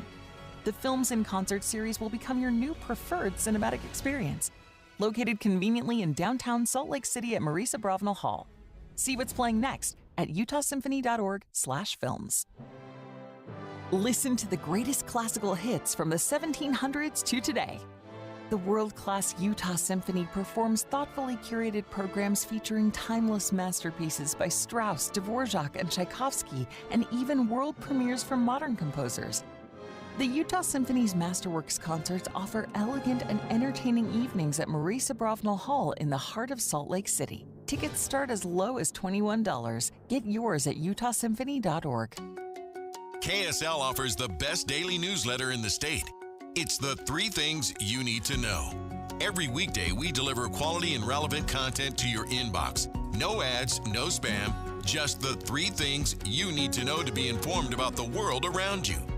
Subscribe today. Visit KSLNewsRadio.com or text the word inbox to 57500. That's inbox to 57500. Traffic and weather together brought to you by Sinclair. Save up to 20 cents with DinoPay. Here's Ricky Meese. Up north, way up north, we've got snow coming through, and it is coating the roads, especially anywhere north of Tremont and to the Idaho state line. And we do have an accident up there. This is going to be where a car went completely off the roadway northbound I-15 in the Riverside area of Box Elder County. Also, if you're going to be traveling Highway 8991, that has accidents. It's snow covered. That canyon is pretty nasty right now. It may be a spot you want to try to avoid and use an alternate route. Now, a little closer to home, we're actually looking at a good drive on your valley freeways and main secondaries. Traction laws in place for Big and Little Cottonwood Canyons. Don't miss the amazing Utah Auto Expo, January 12th through 15th at the Mountain America Exposition Center. See the newest cars, trucks, electric vehicles, all in a non-selling environment. AutoExpoUtah.com. Ricky Meese in the KSL Traffic Center. KSL weather, dry and cold until this evening when another snow squall could move through the Wasatch Front during the afternoon commute. And we could see snow showers again tomorrow morning before things clear up. Right now, we're at 30 degrees with cloudy skies. I'm Dan Bomas from the KSL Common Spirit Health Studios. Listen online at kslnewsradio.com. We're Utah's news, traffic, and weather station. Dave and Dujanovic, your morning companions for talk, analysis, and key perspectives on Utah's biggest stories on KSL News Radio. Dave, what are you looking at on that camera there? Because I don't know what I'm looking at. Yeah, it's US 89, milepost 12. Not exactly sure where that is. Maybe we'll reach out to our traffic folks, but it looks to be pretty squally. And we do expect the squall to hit relatively soon from 2 to 4, though. We expect it to hit Logan area, the Cache Valley, and then it will make its way down throughout the day. Yeah, we're going to have the details completely for you in just a moment. We're going to get the National Weather Service on the line live. We also want to, let's get it, Caitlin, talking to our producer, let's see if we can tap into our traffic experts in the traffic center to see if we can get more information on what we're seeing on the traffic cameras, because we want to make sure everybody has the information that they need as soon as you need it to stay safe. We know from the Utah Highway Patrol there were 100 crashes, more than 100 crashes last night as those squalls moved through, and they were wild. I've got another resource for you to get information right away, and I want you to text the word news to 57500. So just text the word news to 57500, and that will give you the breaking news updates, the weather updates, the traffic alerts that you need in the moment to make sure you're staying safe. And I'm looking at another traffic camera there, Dave. I can't see the small font from over here, but it looked like it was starting to come down. Yeah, we're starting to see some of that, a little bit of flurries. The visibility is still pretty good, so we're not full on getting blasted yet. We don't expect that for a few more hours. Let's get with the senior meteorologist in the National Weather Service in Salt Lake City, and she's live on the line, Monica Traphagen. Did I say that right, Monica? Yes, it's Traphagen. Traphagen. Thank you so much for joining us. Do you have a latest situation report on when these squalls are going to start coming through? Maybe we start up north in the Cache County area. Right. It will be moving, from north to south across Utah again.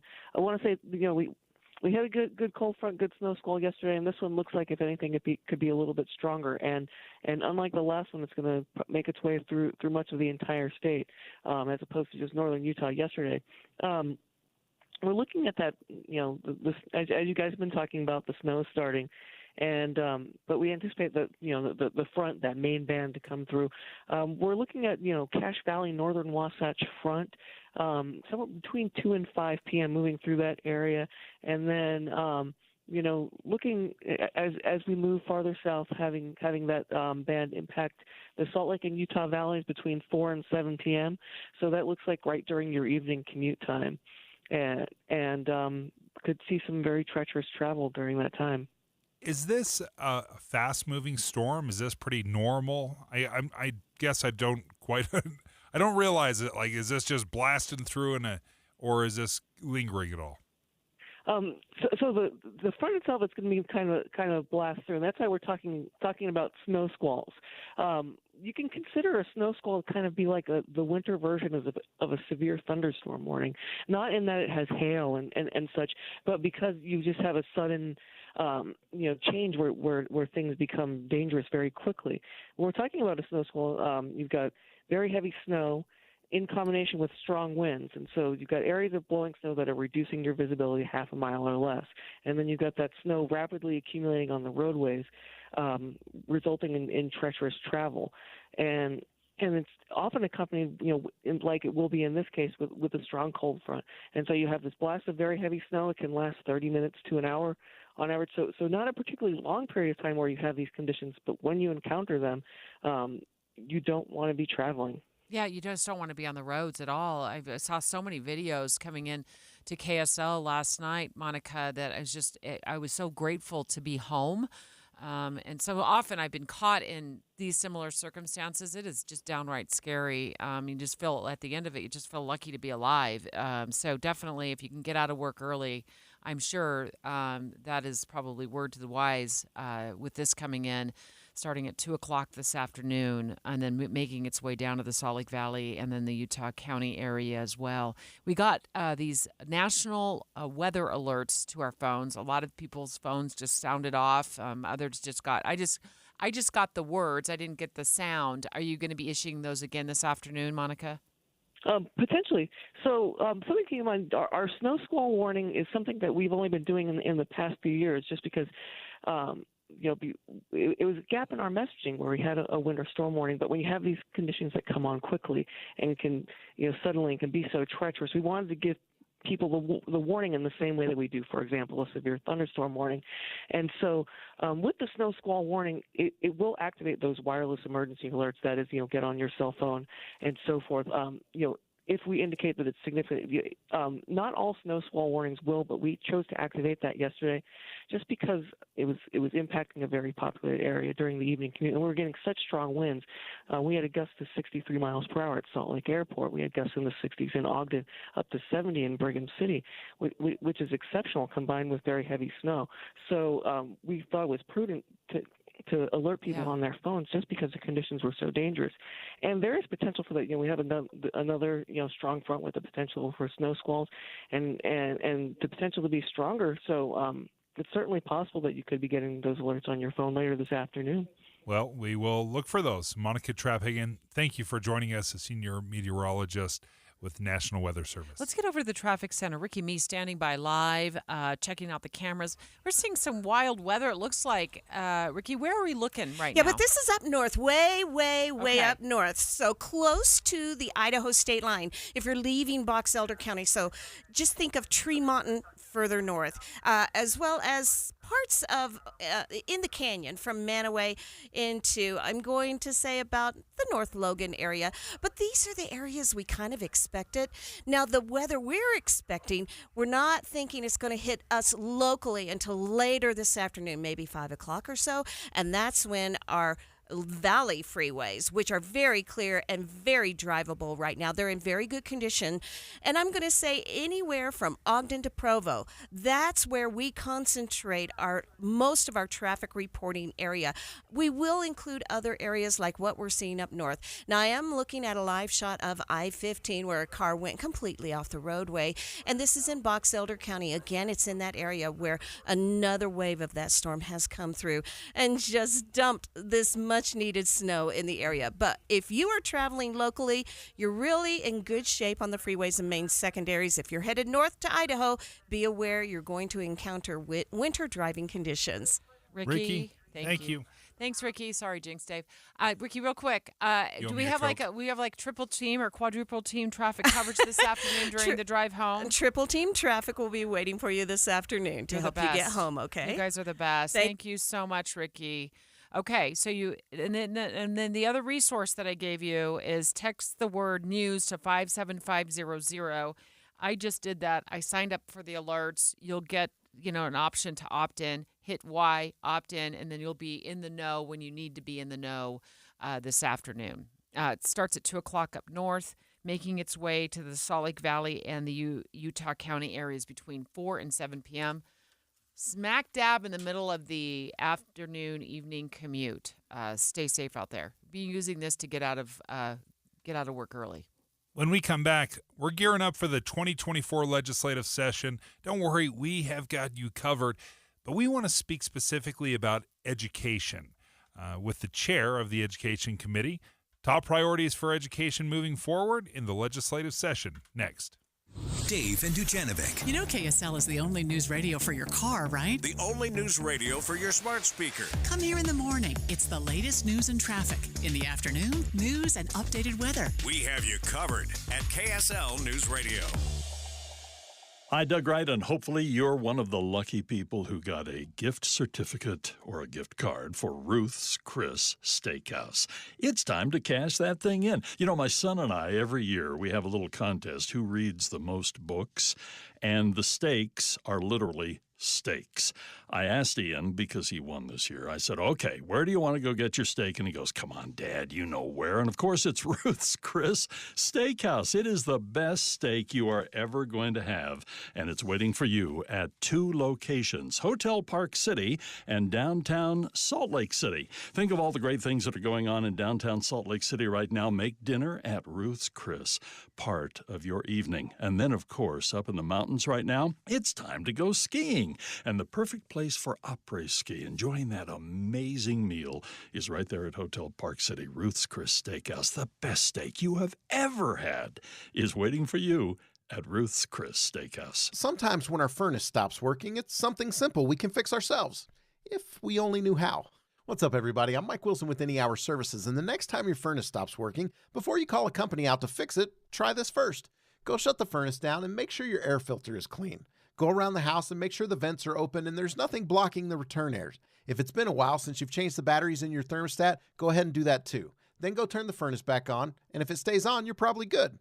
If it stops working again, you're probably going to want a technician to check it out. If you don't know one, Any Hour Services has a special offer for any homeowners listening. One of our HVAC technicians will diagnose and troubleshoot your furnace for only $29. Then they'll explain what they found and present you with repair options. And don't worry, our technicians service all brands. Call Any Hour Services and let them know you heard about this $29 troubleshooting special on the radio. 801-443-7400. You can Google Any Hour Services. You can even schedule online at anyhourservices.com. No one helps more homeowners than Any Hour Services. We all make resolutions this time of year, and let's face it, most of them won't stick. But here's one that's not only easy to keep, but will help you feel healthier all year long. Navage. Navage provides quick, drug-free nasal relief by washing saline in one nostril, around the back of the nose, and out of the other nostril. This time of year, when everyone is sick, Navage helps by sucking out germs, bacteria, and viruses trapped in our noses that cause us to feel miserable. And come allergy season, it does the same with dust, pollen, and other allergens. And unlike medications that can take time to help, if they're effective at all, Navage helps treat congestion symptoms in seconds flat, without drugs. This New Year's, resolve to use drug-free Navage to help you breathe easier, sleep better, and feel healthier all year long. Ask for Navage at Walmart, Walgreens, CVS, Rite Aid, Target, or find us online at Navage.com. Navage, N-A-V-A-G-E. Clean nose,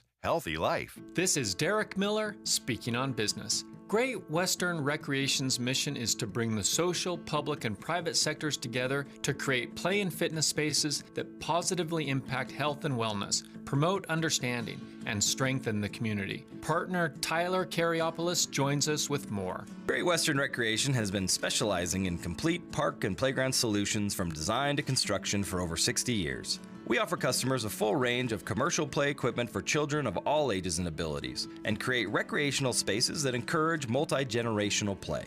As a leader in the playground industry, we focus on providing the best evidence-based research design principles, innovative products, and a high-quality installation service. We currently serve 8 states in the western United States and are also Utah's exclusive representative for the leading manufacturer of commercial playground equipment, Game Time. In Utah, we have many projects in the works this year and look forward to seeing how else we can best partner with our communities to enhance Utahns' quality of life.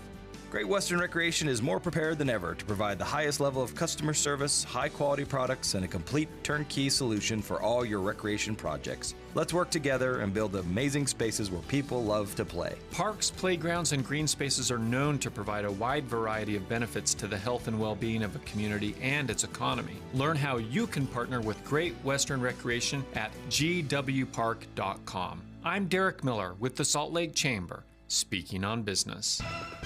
With the 3 things you need to know this hour, I'm Dan Bonas. First, afternoon commuters should be ready for another snow squall like we had yesterday. Second, the snow we've had this week helping us catch up on our winter snowpack. And third, the state of California looking at a ban on tackle football for kids under 12. Right now, 30 degrees and cloudy in Salt Lake City.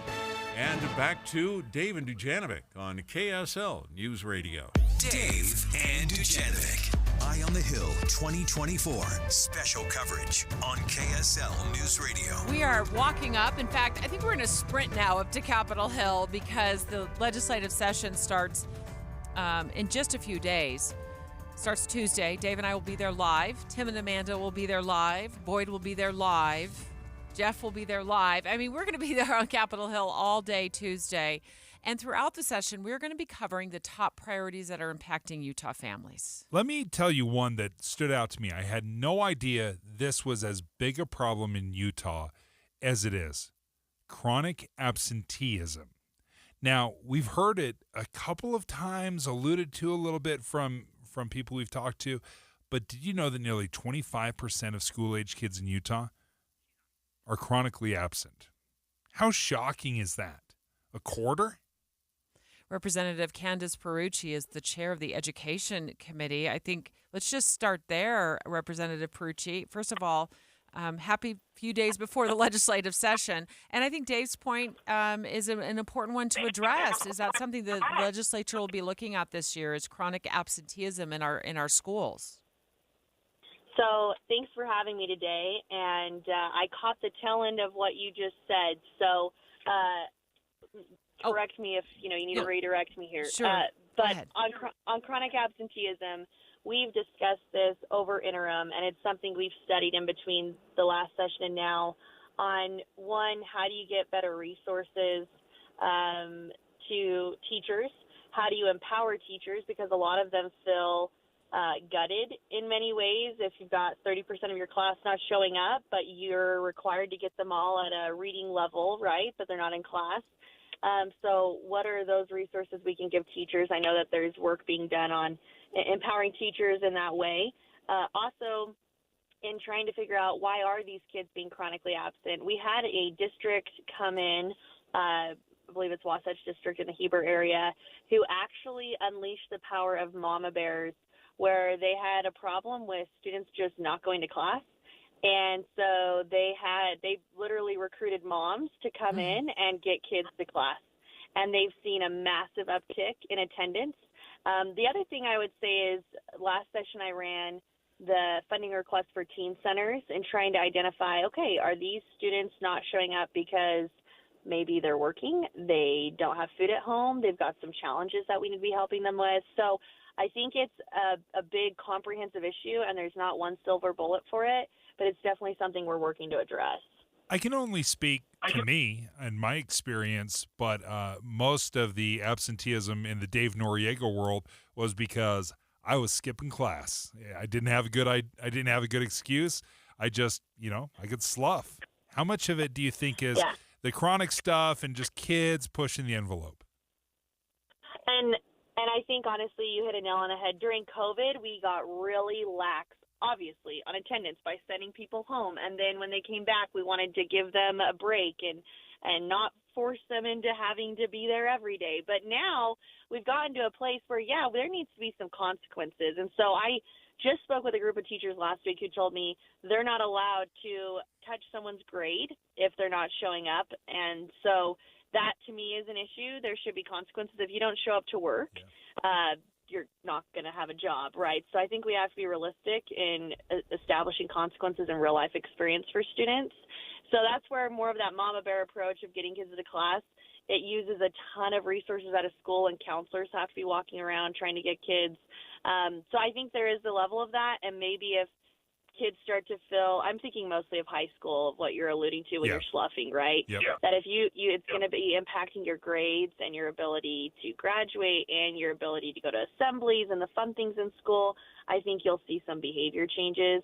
And also, again, if there's some deeper issues that we're able to get at, that's what we're hoping to do. Representative Candace Perucci is the chair of the Education Committee up on Capitol Hill. She's live on the line. We're just a few days out from the start of the legislative session. What else is on your radar? Like, if there's one really important thing that you wanted to focus on right now to let Utah families know about with education, what would that be, Representative? Well, there would be two things that I'd focus on. One would be that teacher retention is huge for us. We're losing our teachers in the first 5 years of them teaching, and that's a huge issue. Not only is that a drain on money, but you lose some of your best teachers out of the gate. So we're going to be working on trying to, again, empower teachers in better ways for them to want to stay at school, provide some flexibility there. So that's one thing we're working on.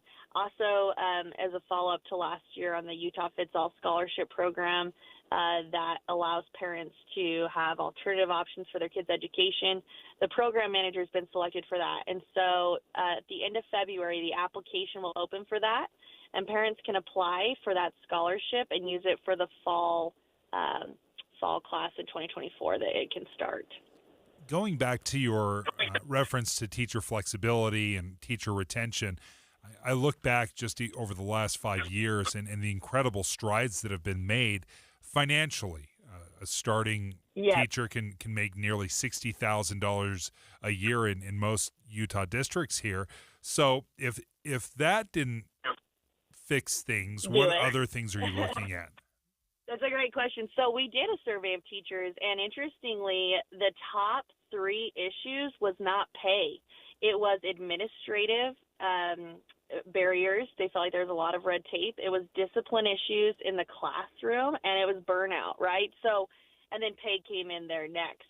So we're looking at what is the red tape districts are throwing in, or when we pass a law, is there extra red tape that's added by USBE as we're implementing it? And then also looking at the reporting requirements we have of teachers, and is there a way we've really tried to roll back the assessments and the reports and the paperwork so that teachers can get back to teaching.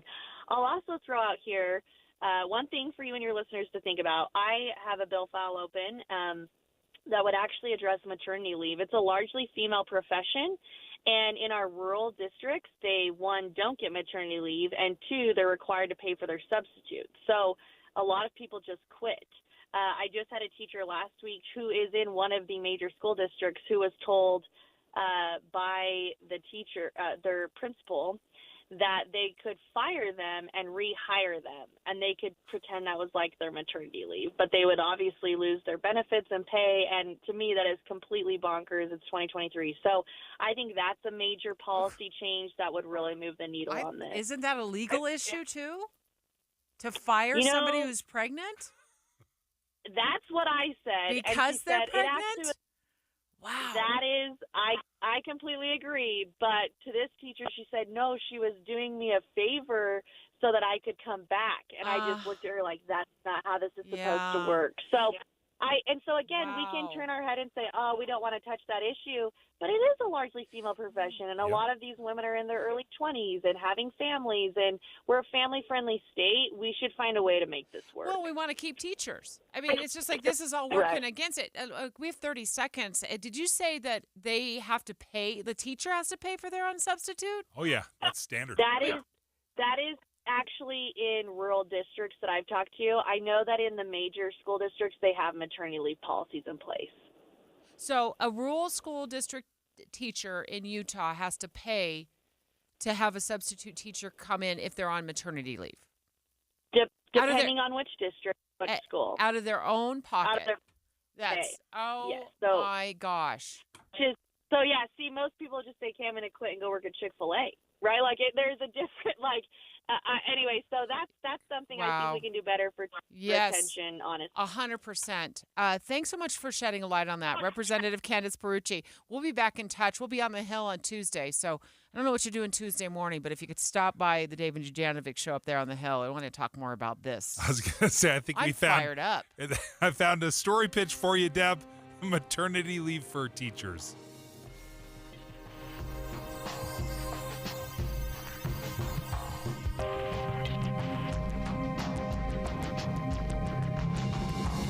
KSL FM Midvale. KSL Salt Lake